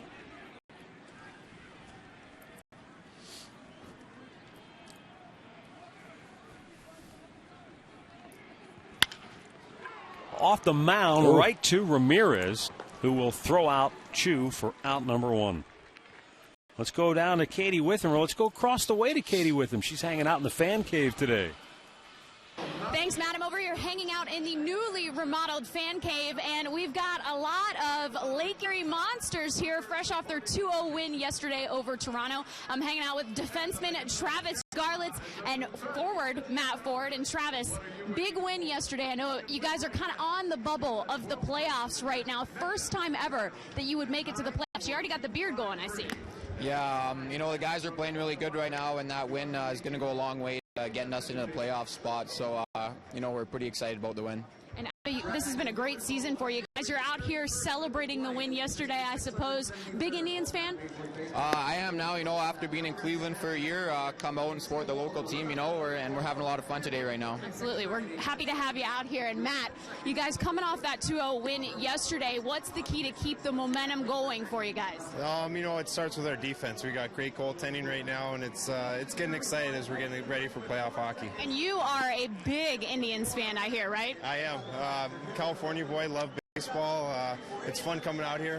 Hopefully get a little better weather coming up here soon. I was going to say different weather than California right now. Hey, thanks for hanging out with us. Guys, we'll send it back over to you for now. All right, thanks, Katie, and good luck to the Monsters down the stretch. Hoping to get them into the playoffs. Right now, the Indians hoping for a run. Yeah, Gary worked a couple of monster games this year. He did 20 of them. How are they? Pretty good? High pop on the infield. Second baseman Gordon Beckham calling for it. And now Konerko comes over and knocks Beckham out of the way and makes the grab. Konerko says let the sure man have it, but anytime that middle infielder can get it, you should probably let him take it. I mean, that was Beckham's ball all the way, but the wily old veteran says, get out of my way, kid, it's mine. And the bigger glove prevails. Look, Beckham's looking at him. He doesn't say anything. And it looks like he's calling for it, but maybe Konerko didn't hear him. But that ball was, that's lucky to be caught. Yeah. It's the last thing you want to do. Look at he's yelling at him. It's funny. They're talking to each other right now. He's telling him to get out of the way. Exactly right. Look at he's upset. Get out of here. Now Travis Hafner with 2 down. He's 0 for 2 today. Stay in your own territory. Grounded to foul. Young man taking it a little personal. That's beautiful.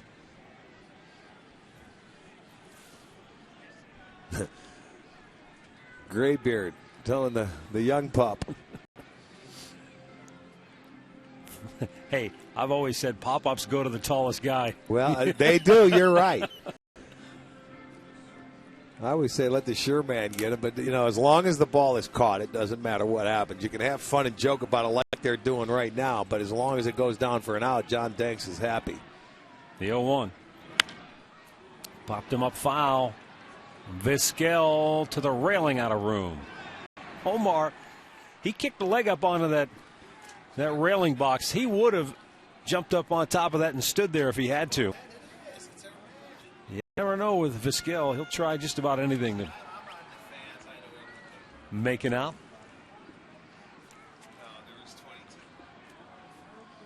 Dank 64% for strikes. And now the 0-2 to Hafner. Smash to center. That's a base knock. 5th hit of the day for the Indians. And again, it comes with 2 outs. Yeah, that's the tough thing. And it seems like any time that Danks has gotten a pitch up in the zone, the Indians have been able to get a base hit. Here you'll see another one that's elevated, belt high or above. He gives Travis a little swinging room, and Pronk hits it right back up the middle. But as you say, another 2-out single. They have 2 1-out singles and now 3 2-out singles. Orlando Cabrera singled in the second with 1 out. Struck out his last time up in the fourth. This is hammered. Deep left field. On the way and gone to the home run porch. Orlando Cabrera, a 2-out, 2-run homer, puts the Indians on top 2-1.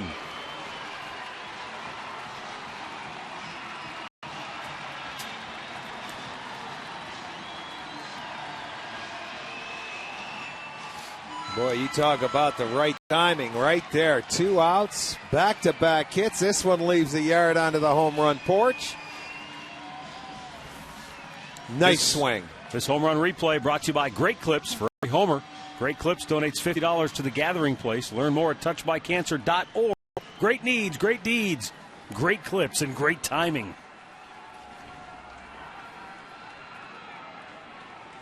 Cabrera with a blast as Danks, who had pitched a gem up to this point, is now on the short end.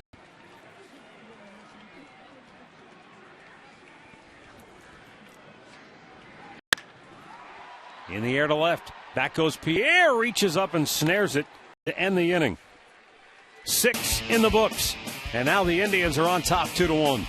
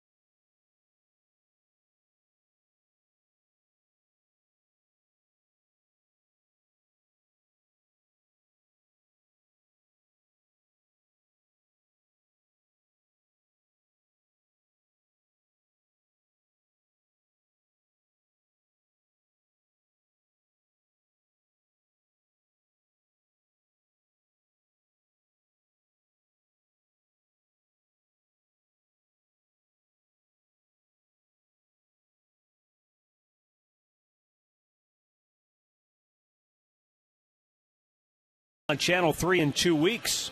Join us when the Tribe wraps up a weekend homestand with Baltimore. Orioles Indians Sunday, April 17th at 1 on Channel 3, your official Cleveland Indians station.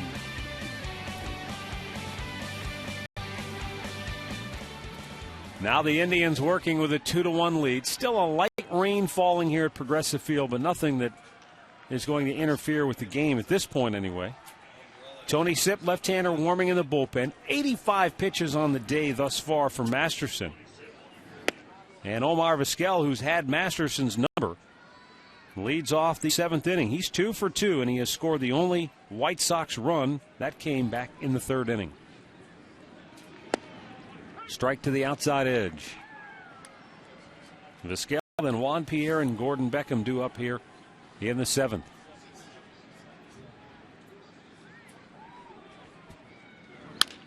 Bouncing ball to first, Santana with a little flip. 1 down. Back to the studio as we go for an in-game update. Here's Dave Chudowski. Matt, thanks. How about the Royals off to a 2-1 start and off to a good start today against the Angels at home, bottom of 2. Jeff Francoeur with the single to right off Scott Kazmir. Scores Alex Gordon, and the score is 2-0 in the second. Back to you. All right, thanks, Chud. 2-1 Tribe here in the 7th. And Juan Pierre looks at a ball down low. He is 0 for 2 with a sacrifice bunt. Masterson has been truly a ground ball machine here today. Only one fly ball out. That came off the bat of Adam Dunn, not surprisingly. Right. And then, well, Brzezinski hit the ball in the air, and then that little triple play, but that wasn't, you don't call it a fly ball, really. It's a little bunt that he popped up.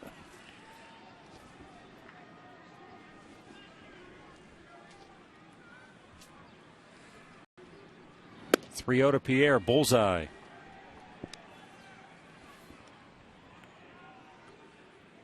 He has walked 2 and hit a batter. See if Juan makes him throw another strike. Yeah, he's taking all the way. That's a good leadoff hitter. He's going to take 2, make you throw 3 in a row, do anything to try and get on base. You're down a run, 1 out here in the 7th inning. Payoff pitch. Chop to first. Santana backs up. He'll take it himself. 2 down. Let's check the answer to that trivia question we threw out earlier. It's a good one. We were guessing, but we were just throwing darts at the board. Since 1990, 3 Indian starters have won their first 5. Bartolo Colon, maybe? No, it's Cliff Lee, CC, and El Presidente. Won their first 5 decisions. I got you. Not technically your first 5 starts. Good one.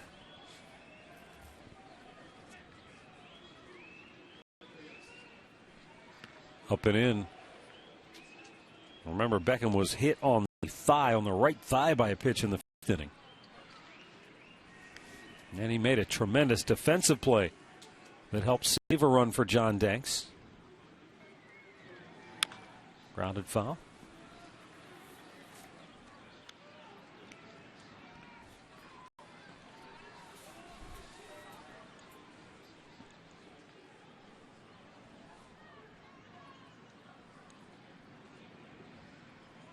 And the 2-1. High pop. There's Drupal Cabrera, the shortstop. He's got it. And a 1-2-3-7 for Justin Masterson. Boy, the Indians get him the lead, and he goes out and shuts him down in order.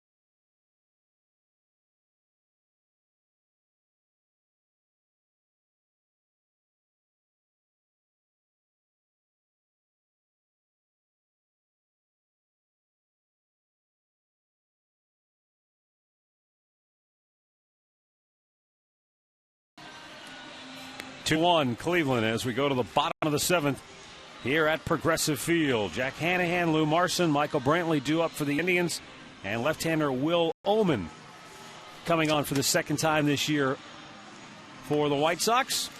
2/3 of an inning in the opener, and the Indians whacked him around for 3 runs and 3 hits. Gave up a couple of home runs, one to Hanahan and one to Santana. And he's on to face Hanahan, so he's got a chance to come back and try and keep this a 2-1 ball game here in the bottom half of the 7th inning. Indians with their first lead of the year thanks to that 2-out, 2-run homer by Orlando Cabrera.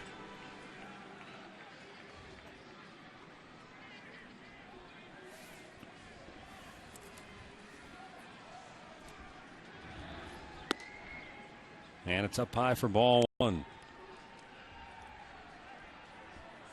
Justin Masterson talking with pitching coach Tim Belcher. No activity in the Indians bullpen. The 1-0. Of course, Tony Sipp warmed up plenty, so he's ready if they want to go to him. Usually when you see your pitching coach talking to that pitcher, that means your day's done, or else he wouldn't be talking to him right now. He'd let him concentrate on what he has to do. The 2-0. So that sort of tells me that his day is over.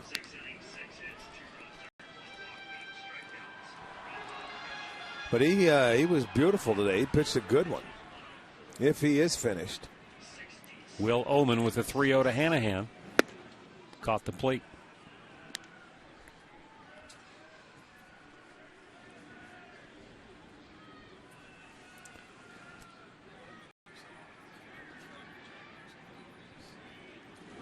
Up high, ball 4. He walks the leadoff man as the Indians look to add to their lead here. And Lou Marson, the catcher, might be up here bunting. Let's go join Katie Witham once again here today. Hey, thanks, Matt. You know, weekends are a great time to bring the family out to Progressive Field. Beginning April 30th, every Saturday and Sunday, we've got a lot of pregame activities going on. But make sure on Sundays to get out here early for KeyBank Kids Fun Days, starting at 10:30 out here on the Gateway Plaza. But stay also after the game to move it around the bases, courtesy of the Cleveland Clinic. For more information, check out theindians.com. Guys, we'll send it back over to you. All right, thanks, Katie. Lou Marson 1 for 2. He had a single in the 5th inning. White Sox expecting a bunt here as Omar Vizquel creeps in at 3rd. He squares, and the pitch is up high for ball 1, and now Pierzynski going to go out and chat with Will Oman. Birthday wishes go out today to Betty Kuhn, celebrating her 90th birthday. 90 years young, avid baseball fan, watches every Indians game. So happy birthday to Betty Kuhn. And also, happy birthday wishes go out to Laura Degner of Elyria, celebrating her 44th today. Watching the ball game on TV as well. And obviously much happier now that the Indians have grabbed the lead, their first of the year. Runner goes, and Marson on the hit and run smacks it to deep right field. Quinton's on a run. He won't get it. It short hops the wall. Into 3rd, and coming home to score is Jack Hanahan. Lou Marson delivers an RBI double on the hit and run, and the Indians now lead it 3-1. Well, maybe Lou does have something to say to all those people who said he couldn't hit. Does. Well, you know what? They started the runner. It was a hit and run, but it was a poor jump by Hanahan because of the left-hander. It really didn't move any of the infielders. It's just that Marson did a great job of hitting this ball into right center field.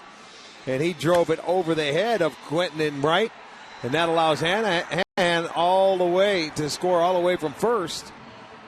So there you go. There's a little insurance run. A 3-1 game. Runner on second. Now get him over and get him in for another run. So we'll see Michael probably bunting here. Brantley 1 for 3 on the afternoon. They pinch in at the corners. Brantley pulls it back, and it's just outside for ball 1.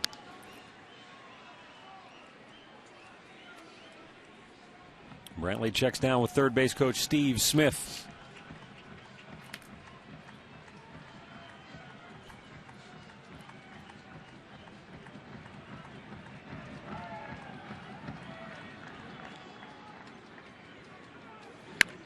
Bunt third base side. Vizquel's only play is at first. And they get Brantley for out number 1 on the sacrifice. Marson is now just 90 feet away. Beckham covering at first on that sacrifice. Beautifully done. He just sat there and waited, and he went to third base. That's the way you do it. He waited. That ball was up and in, and he still went the other way. That allows Marsh to come in. That'll bring the infield in now. And I look at it, a free at-bat here for Asdrubal Cabrera.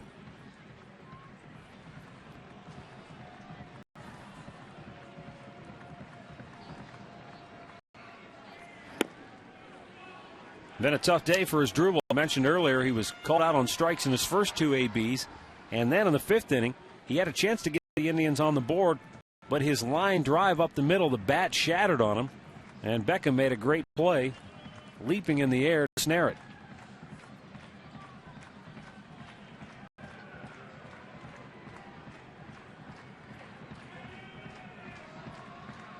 Brzezinski going to call time and go out to chat with Oman.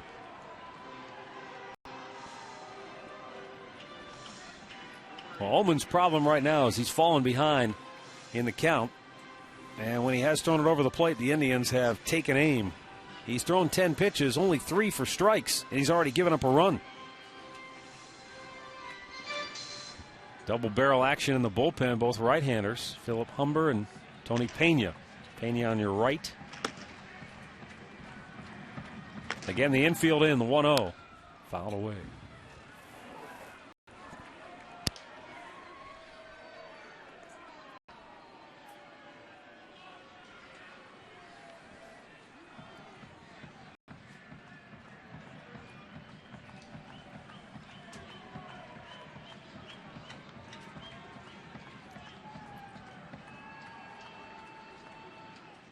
Pitch out.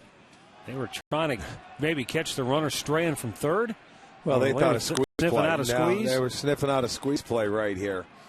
Vizquel broke back at third base, but with that pitch out, behind the plate, Brzezinski wants it up. You stand out thinking that it's going to be a squeeze play. He throws it down in the zone. He's not on the same page, I can tell you that. Asdrubal launches one in the air deep enough to get the run home. Rios will make the grab. Tagging and coming home is Lou Marson. Good fundamental baseball by the Indians here in the 7th. They tack on 2 more and now lead it 4-1.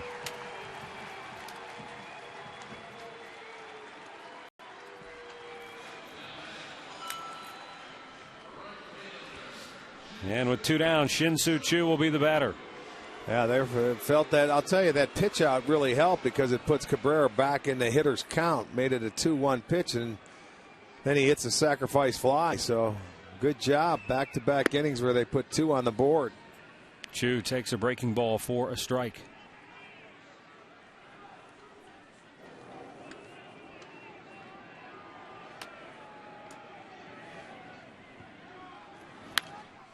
Back to the screen.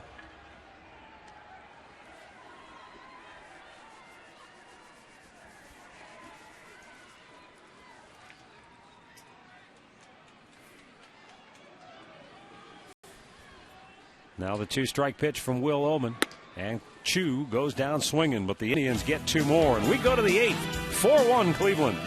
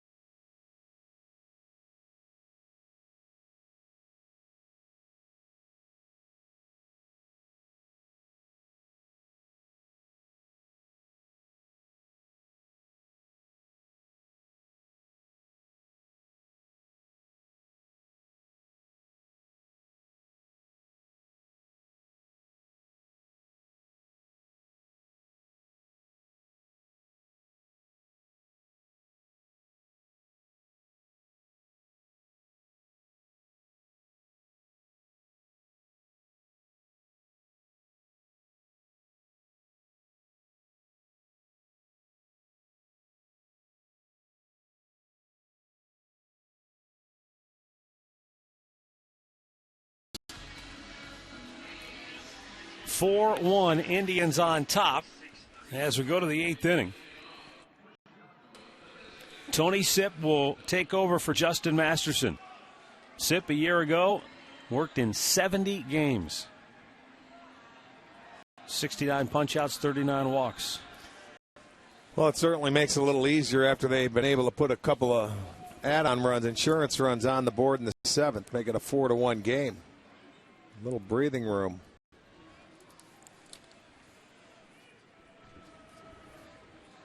Adam Dunn to lead it off. He was showing bunt. Probably taken all away. I mean, yeah, they need base runners, but taken all away. Just certainly, if he could bunt to third base, it's an automatic hit because they're shifting against him.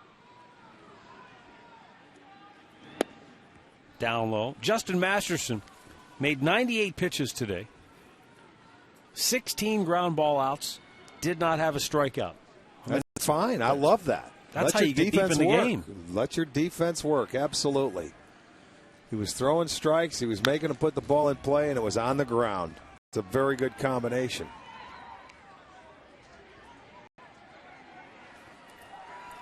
He gave Maniac exactly what they needed. Of course, the White Sox did take a 1-0 lead in the third, but it was a 2-out base hit that got him going and held him in check.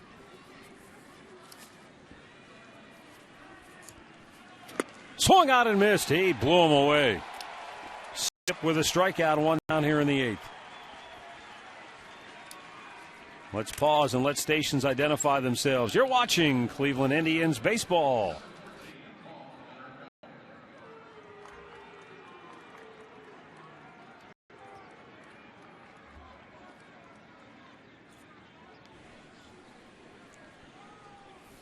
Matt Underwood, Rick Manning, Katie Witham here today at Progressive Field, where the Indians have a 4-1 lead on the White Sox in the 8th inning. Paul Konerko at the plate with 1 down, looks at a ball outside from Tony Sipp.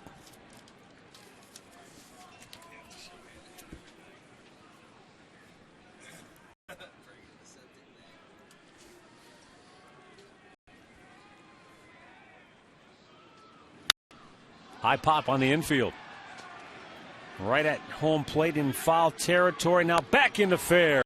Marson squeezes 2 down. Have a look now at our Miller Taste Greatness moment. The triple play. White Sox with runners at first and second. Trying to bunt him over. Santana with a great diving catch. Turns and flips for 1. And then Orlando goes to second for the 3rd out. Yeah, you don't see many triple plays, but here's one, the 3rd game of the season. It was a fair ball. Nice play by Santana. Flips back to first base, back to second. So the first triple play of the 2011 season. Now the 0-1. And a strike over the outside corner. Alex Rios 0 for 3 today. 0 for 11 to start his season. And now 0-2 in this count. Light rain continues to fall. 2-strike pitch. Struck him out. Sipp works a 1-2-3 8th inning. And the Indians hold on to their 4-1 lead.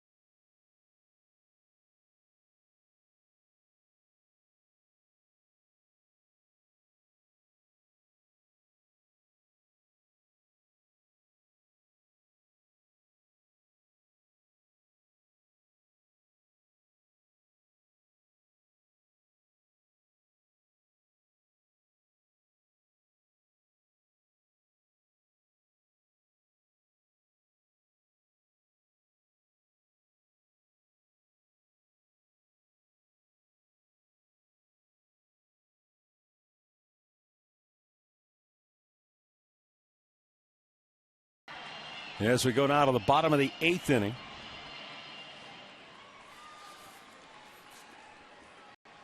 Carlos Santana, Travis Hafner, and Orlando Cabrera due up. Will Oman stays on for a second inning of relief work. He gave up 2 in the 7th.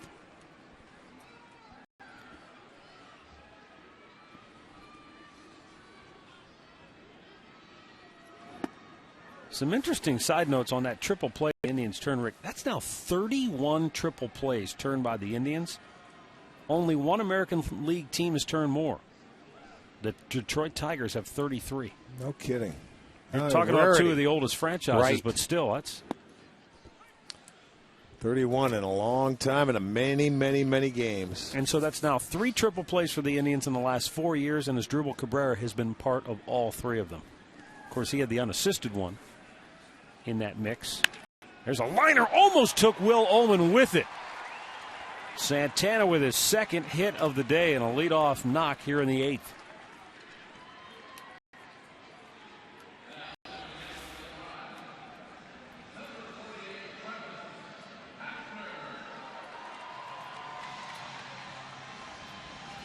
Santana with 6 hits in his first 3 games of the year. Well, he's definitely swinging from the right side, isn't he? Off to a good start from that side of the plate.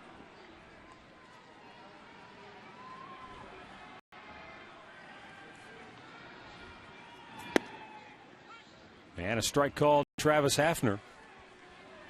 Hafner lined out to center on a scorching ball in the 4th inning. Then in the 6th, he had another line drive that they didn't catch. And then he came around to score on the 2-out homer by Orlando Cabrera.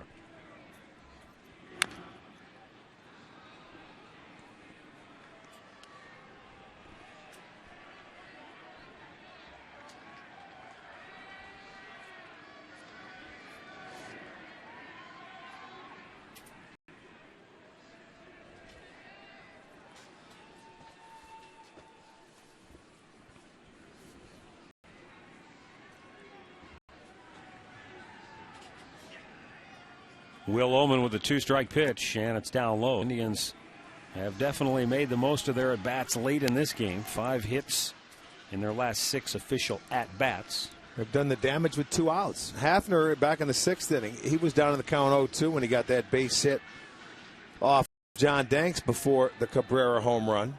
Mm-hmm.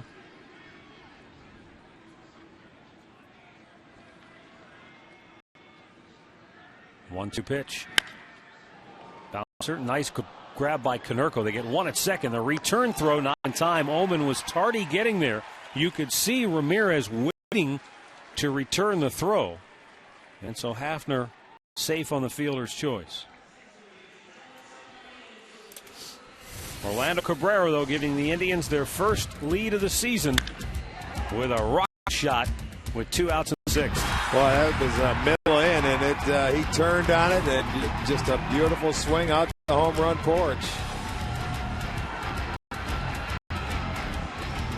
So the veteran giving the Indians a big boost today. Ozzie Guillen goes back to his bullpen with 1 out here in the 8th inning.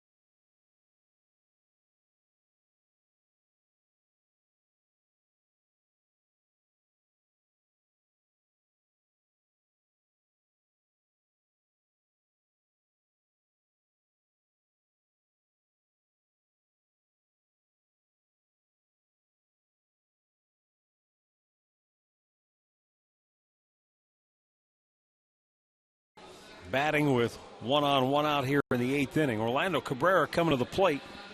And the new White Sox pitcher will be right-hander Philip Umber.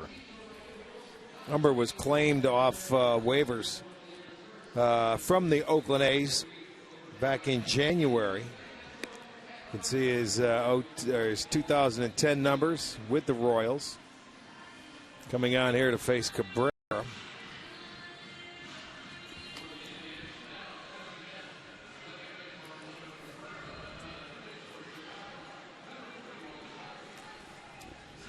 Orlando Cabrera with that big home run for the Indians with 2 outs in the 6th inning.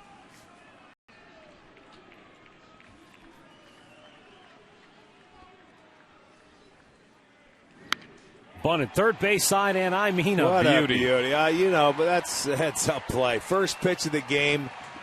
He comes on and just lays it down there, gets base runners, keeps it rolling beautifully, nicely done. And I mean, that stayed in the grass. Omar was giving it to him. He said, "You got me." Well, now it's first and second and 1 out, but better chance to score. You see that pitcher, the last thing he's thinking is a bunt in that situation. He's thinking, let me get ahead of the hitter, possibly get a ground ball double play. But Cabrera gets his second straight hit, his third hit of the day.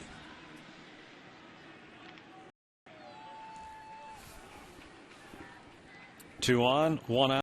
Travis Buck 0 for 3. And a base hit into right field. Hafner coming around third, gets the stop sign. Great job by Quinton. He got up with it quickly, fired a perfect throw to the cutoff man. Bases are loaded with 1 out here in the 8th inning. And as the Indians starting to open things up offensively now. Yeah, a nice straight fastball. That's right there. Buck hits it in the hole. So you better make sure you get those pitches down. The Indians hitters, they can relax a little bit and just tee off. Philip Umber was one of those guys coming out of college, Rick. He was a can't miss. He was with the Mets, wasn't he? Drafted? Number 1 pick of the Mets back in 04 out of Rice. But just one of those guys who just hasn't ever really been able to get it rolling. And he's been involved in... Didn't he get traded to Minnesota for Santana? You're exactly right. He was involved in that big trade. Carlos Gomez and Umber went to the Twins in the Johan Santana deal, but he didn't really stick with Minnesota, became a free agent, signed with the Royals. A's claimed him off waivers, and then they waived him, and now he's with Chicago. He's now exiting, and White Sox closer Matt Thornton is coming on.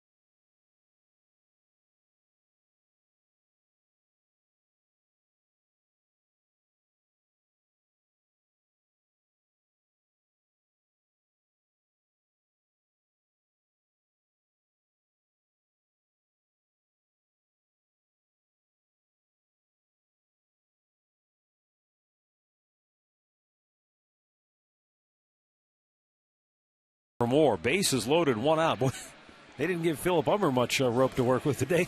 Well, no, but you also have to get this guy, Matt Thornton, who's going to be their closer this year, work with tomorrow off. He hasn't pitched in the series. He was up the open day. And now with the bases loaded, he's certainly going to come on and get an opportunity. But you don't want to bring him in this situation for your first appearance. But Ozzie says no choice. I got to try and keep it a 4-1 game. Jack Hanahan gets pinch hit for. Shelley Duncan fouls the first pitch off.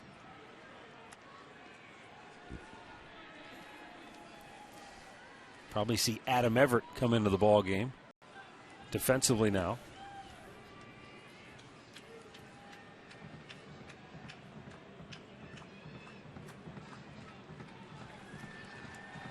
Well, good chance to add on. Have some fun here.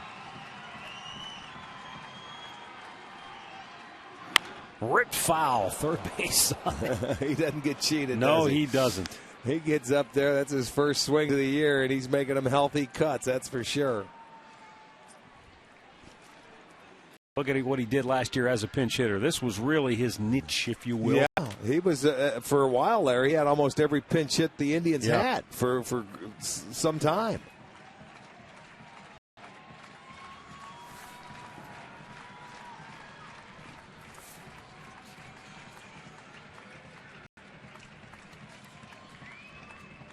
Now Matt and Thornton with the 0-2. A little bit outside.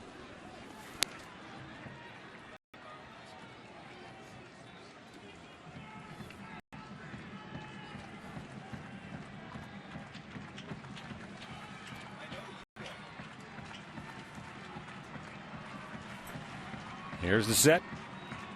And the 1-2. And a base hit in the left field for Duncan. Hafner scores. Here comes Cabrera. He knows Pierre can't throw. He scores easily. Shelley Duncan picks right up where he left off a season ago, delivering a 2-run pinch hit single.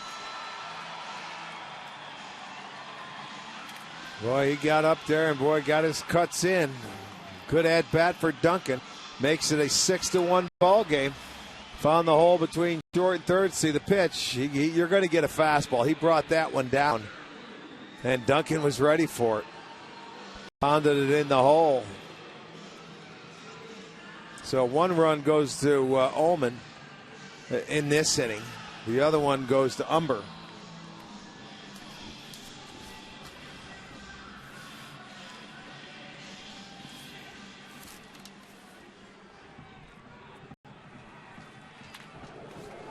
Six-1 Indians on top as Lou Marson 2 for 3. A single, a double, an RBI, and a run scored. Look out, up and in. Rick, first guy I think of top of my head, Randy Myers, but left-handed closers, you don't see a ton of them. Is there an advantage, a disadvantage? Franco was one. Franco, good ball. You know what? Yeah. Most of them don't come out and they don't throw 95 to 96. Most of them are slider ball or junk balls. You don't see many left-handers that come out and bring gas. Yeah. And that's what you have to do when you're a closer, or you have to have that exceptional pitch. How many left-handers have you seen like the goofy changeup that some of the good closers have had? Not many. So that's probably why you don't see a lot of left-handed closers. They're not throwing 95 plus, and they don't have the master changeup or that awesome slider. Billy Wagner's another. Right. But he was a guy who could blow. Well, he could get it up there, right.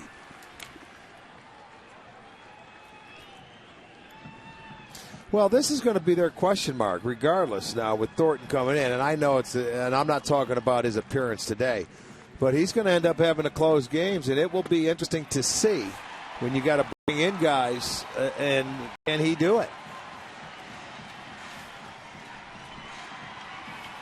Bases loaded once again as the Indians look to really turn this into a rout, up 6-1 here in the last of the 8th.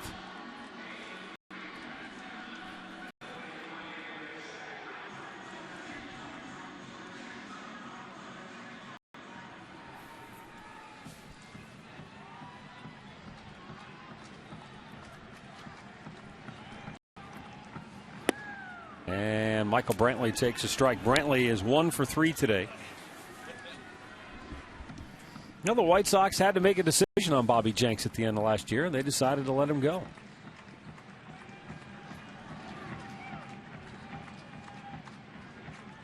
The 0-1. Brantley lines it toward left. Juan Pierre makes a diving catch, tagging at third. And coming home to score is Travis Buck. Michael Brantley with his third RBI on the year. The sac fly makes it 7-1 Indians.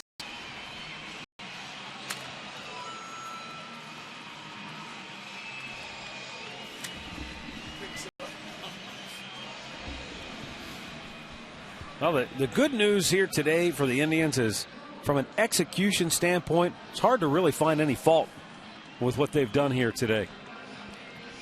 Whether it was putting a runner in motion on the double by Martian that enabled Hanahan to come all the way around, score, lay down the sacrifice bunt, get the run home from third a couple of times today. Did you see how they relaxed after they got the lead? You know, it's almost like Cabrera's home run took a lot of the pressure off them. They've been able to relax. That guy's got to come into a game, too. Not a save situation Doesn't now, but matter. he needs to work. Yes, he does. 2 on, 2 out, popped up, and this will find the seats.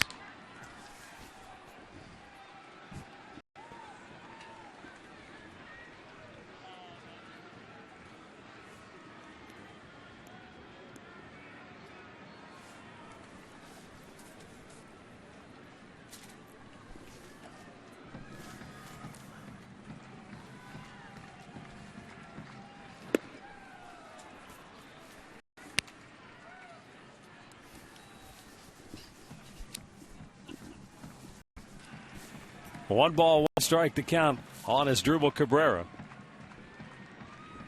Picked up an RBI with a sac fly in the 7th inning. And he checked his swing, but he went too far. Off day tomorrow. And then the Boston Red Sox roll into town for a 3-game series beginning Tuesday night. We'll have all 3 games for you on Sports Time Ohio. 2 of the first night games, 7 o'clock on Tuesday, Wednesday, and a noon game on Thursday. Off the glove of Thornton to the second baseman, Beckham, and he throws them out to end the inning. Indians get 3 more, and we go to the 9th with the Tribe in command, 7-1.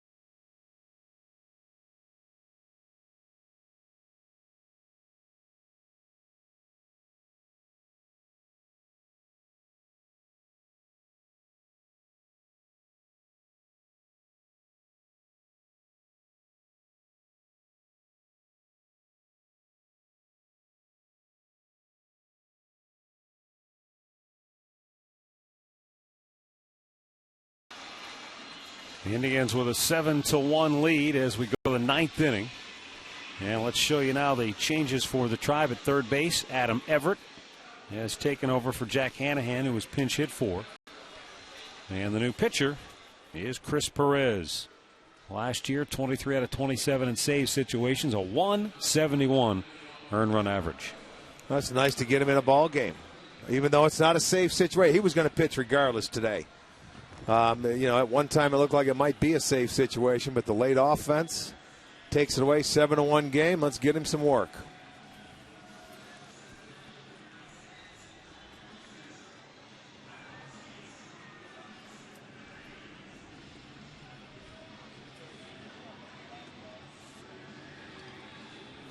For Chicago, Carlos Quinton, AJ Pierzynski, and Alexei Ramirez due up.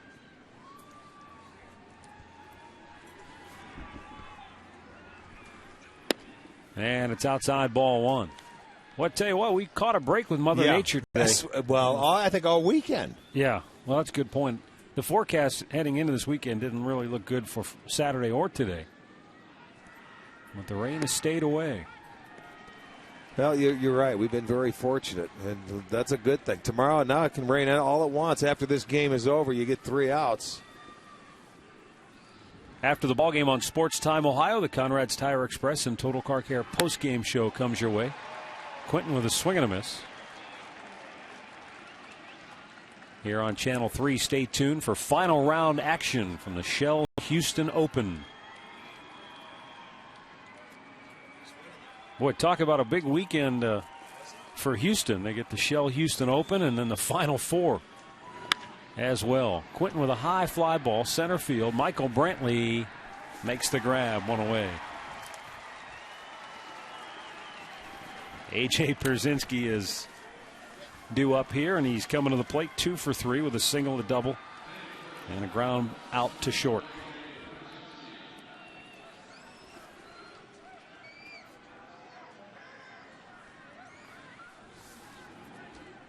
Well, Detroit continues to lead the Yankees by a score of 9-6. They've gone to the 7th inning at Yankee Stadium. Detroit searching for their first win of the year.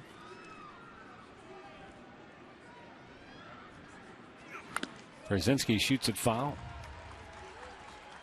Minnesota clinging to a 3-2 lead over Toronto. Twins also looking for their first win. Tampa Bay looking for their first win, but they're down 2-1 to Baltimore, who's trying to make it a 3-0 start to their season.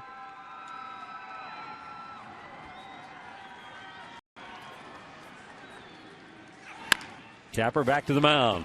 Perez has it, and a flip to first, 2 down. Boston is being shut out by Texas in the 5th inning, 3-0. Red Sox 0-2 to start the year.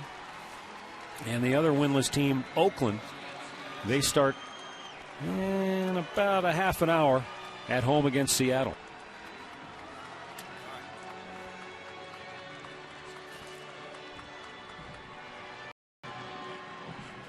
Alexei Ramirez 0 for 3. It was Ramirez who may have had the biggest at bat of this game as I look back on it now. Because the White Sox had a 1-0 lead. They had the first 2 on, nobody out in the 4th inning. It was Ramirez who was trying to sacrifice the runners in the scoring position to add to their lead. And he hit a little push bunt that popped in the air, and Santana made a tremendous diving catch at first base for the Indians and turned it into an inning-ending triple play.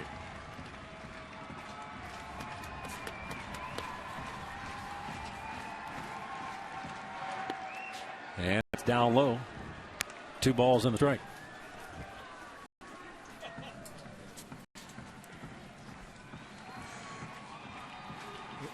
Chris Perez trying to make it a 1-2-3 9th inning. Swung on and missed to even the count at 2-2. You could tell if you went into the Indians clubhouse and you didn't know what had happened the previous days. All you had to do was look at Chris Perez, hang around him for 5 minutes, and you knew he hadn't pitched in a while. He was ornery. Well, yeah. He was ornery this morning. Well, that's right. We got to give him more opportunities. High fly ball, left field. This should do it. Travis Buck is there. And the Indians have their first win of the year.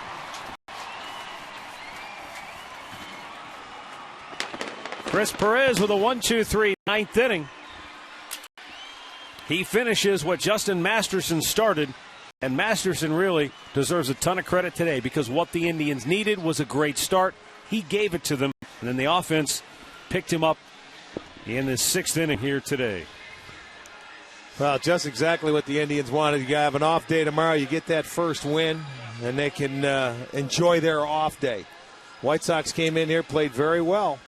In the first 2 games, they scored runs, but Justin Masterson was able to do his job.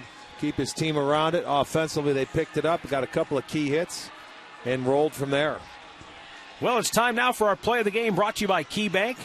Thank you for making KeyBank the #1 bank in Northeastern Ohio. Well, no sooner. You were just talking about it. Let's show it to you again. How often do you get to see a triple play this early into the baseball season? Terrific play by Santana, who made his first start at first base today. And he flipped it back behind him. There it is. It hits into the glove in fair territory. That's out 1. Flip it to Cabrera for 2. Flip it to Cabrera for 3. That is going to be our key play of the game.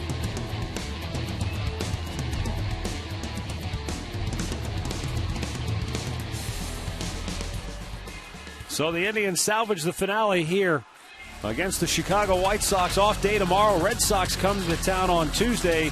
Stay tuned for the Conrad's Tire Express and Total Car Care postgame show on STO. Shell Houston Open is next.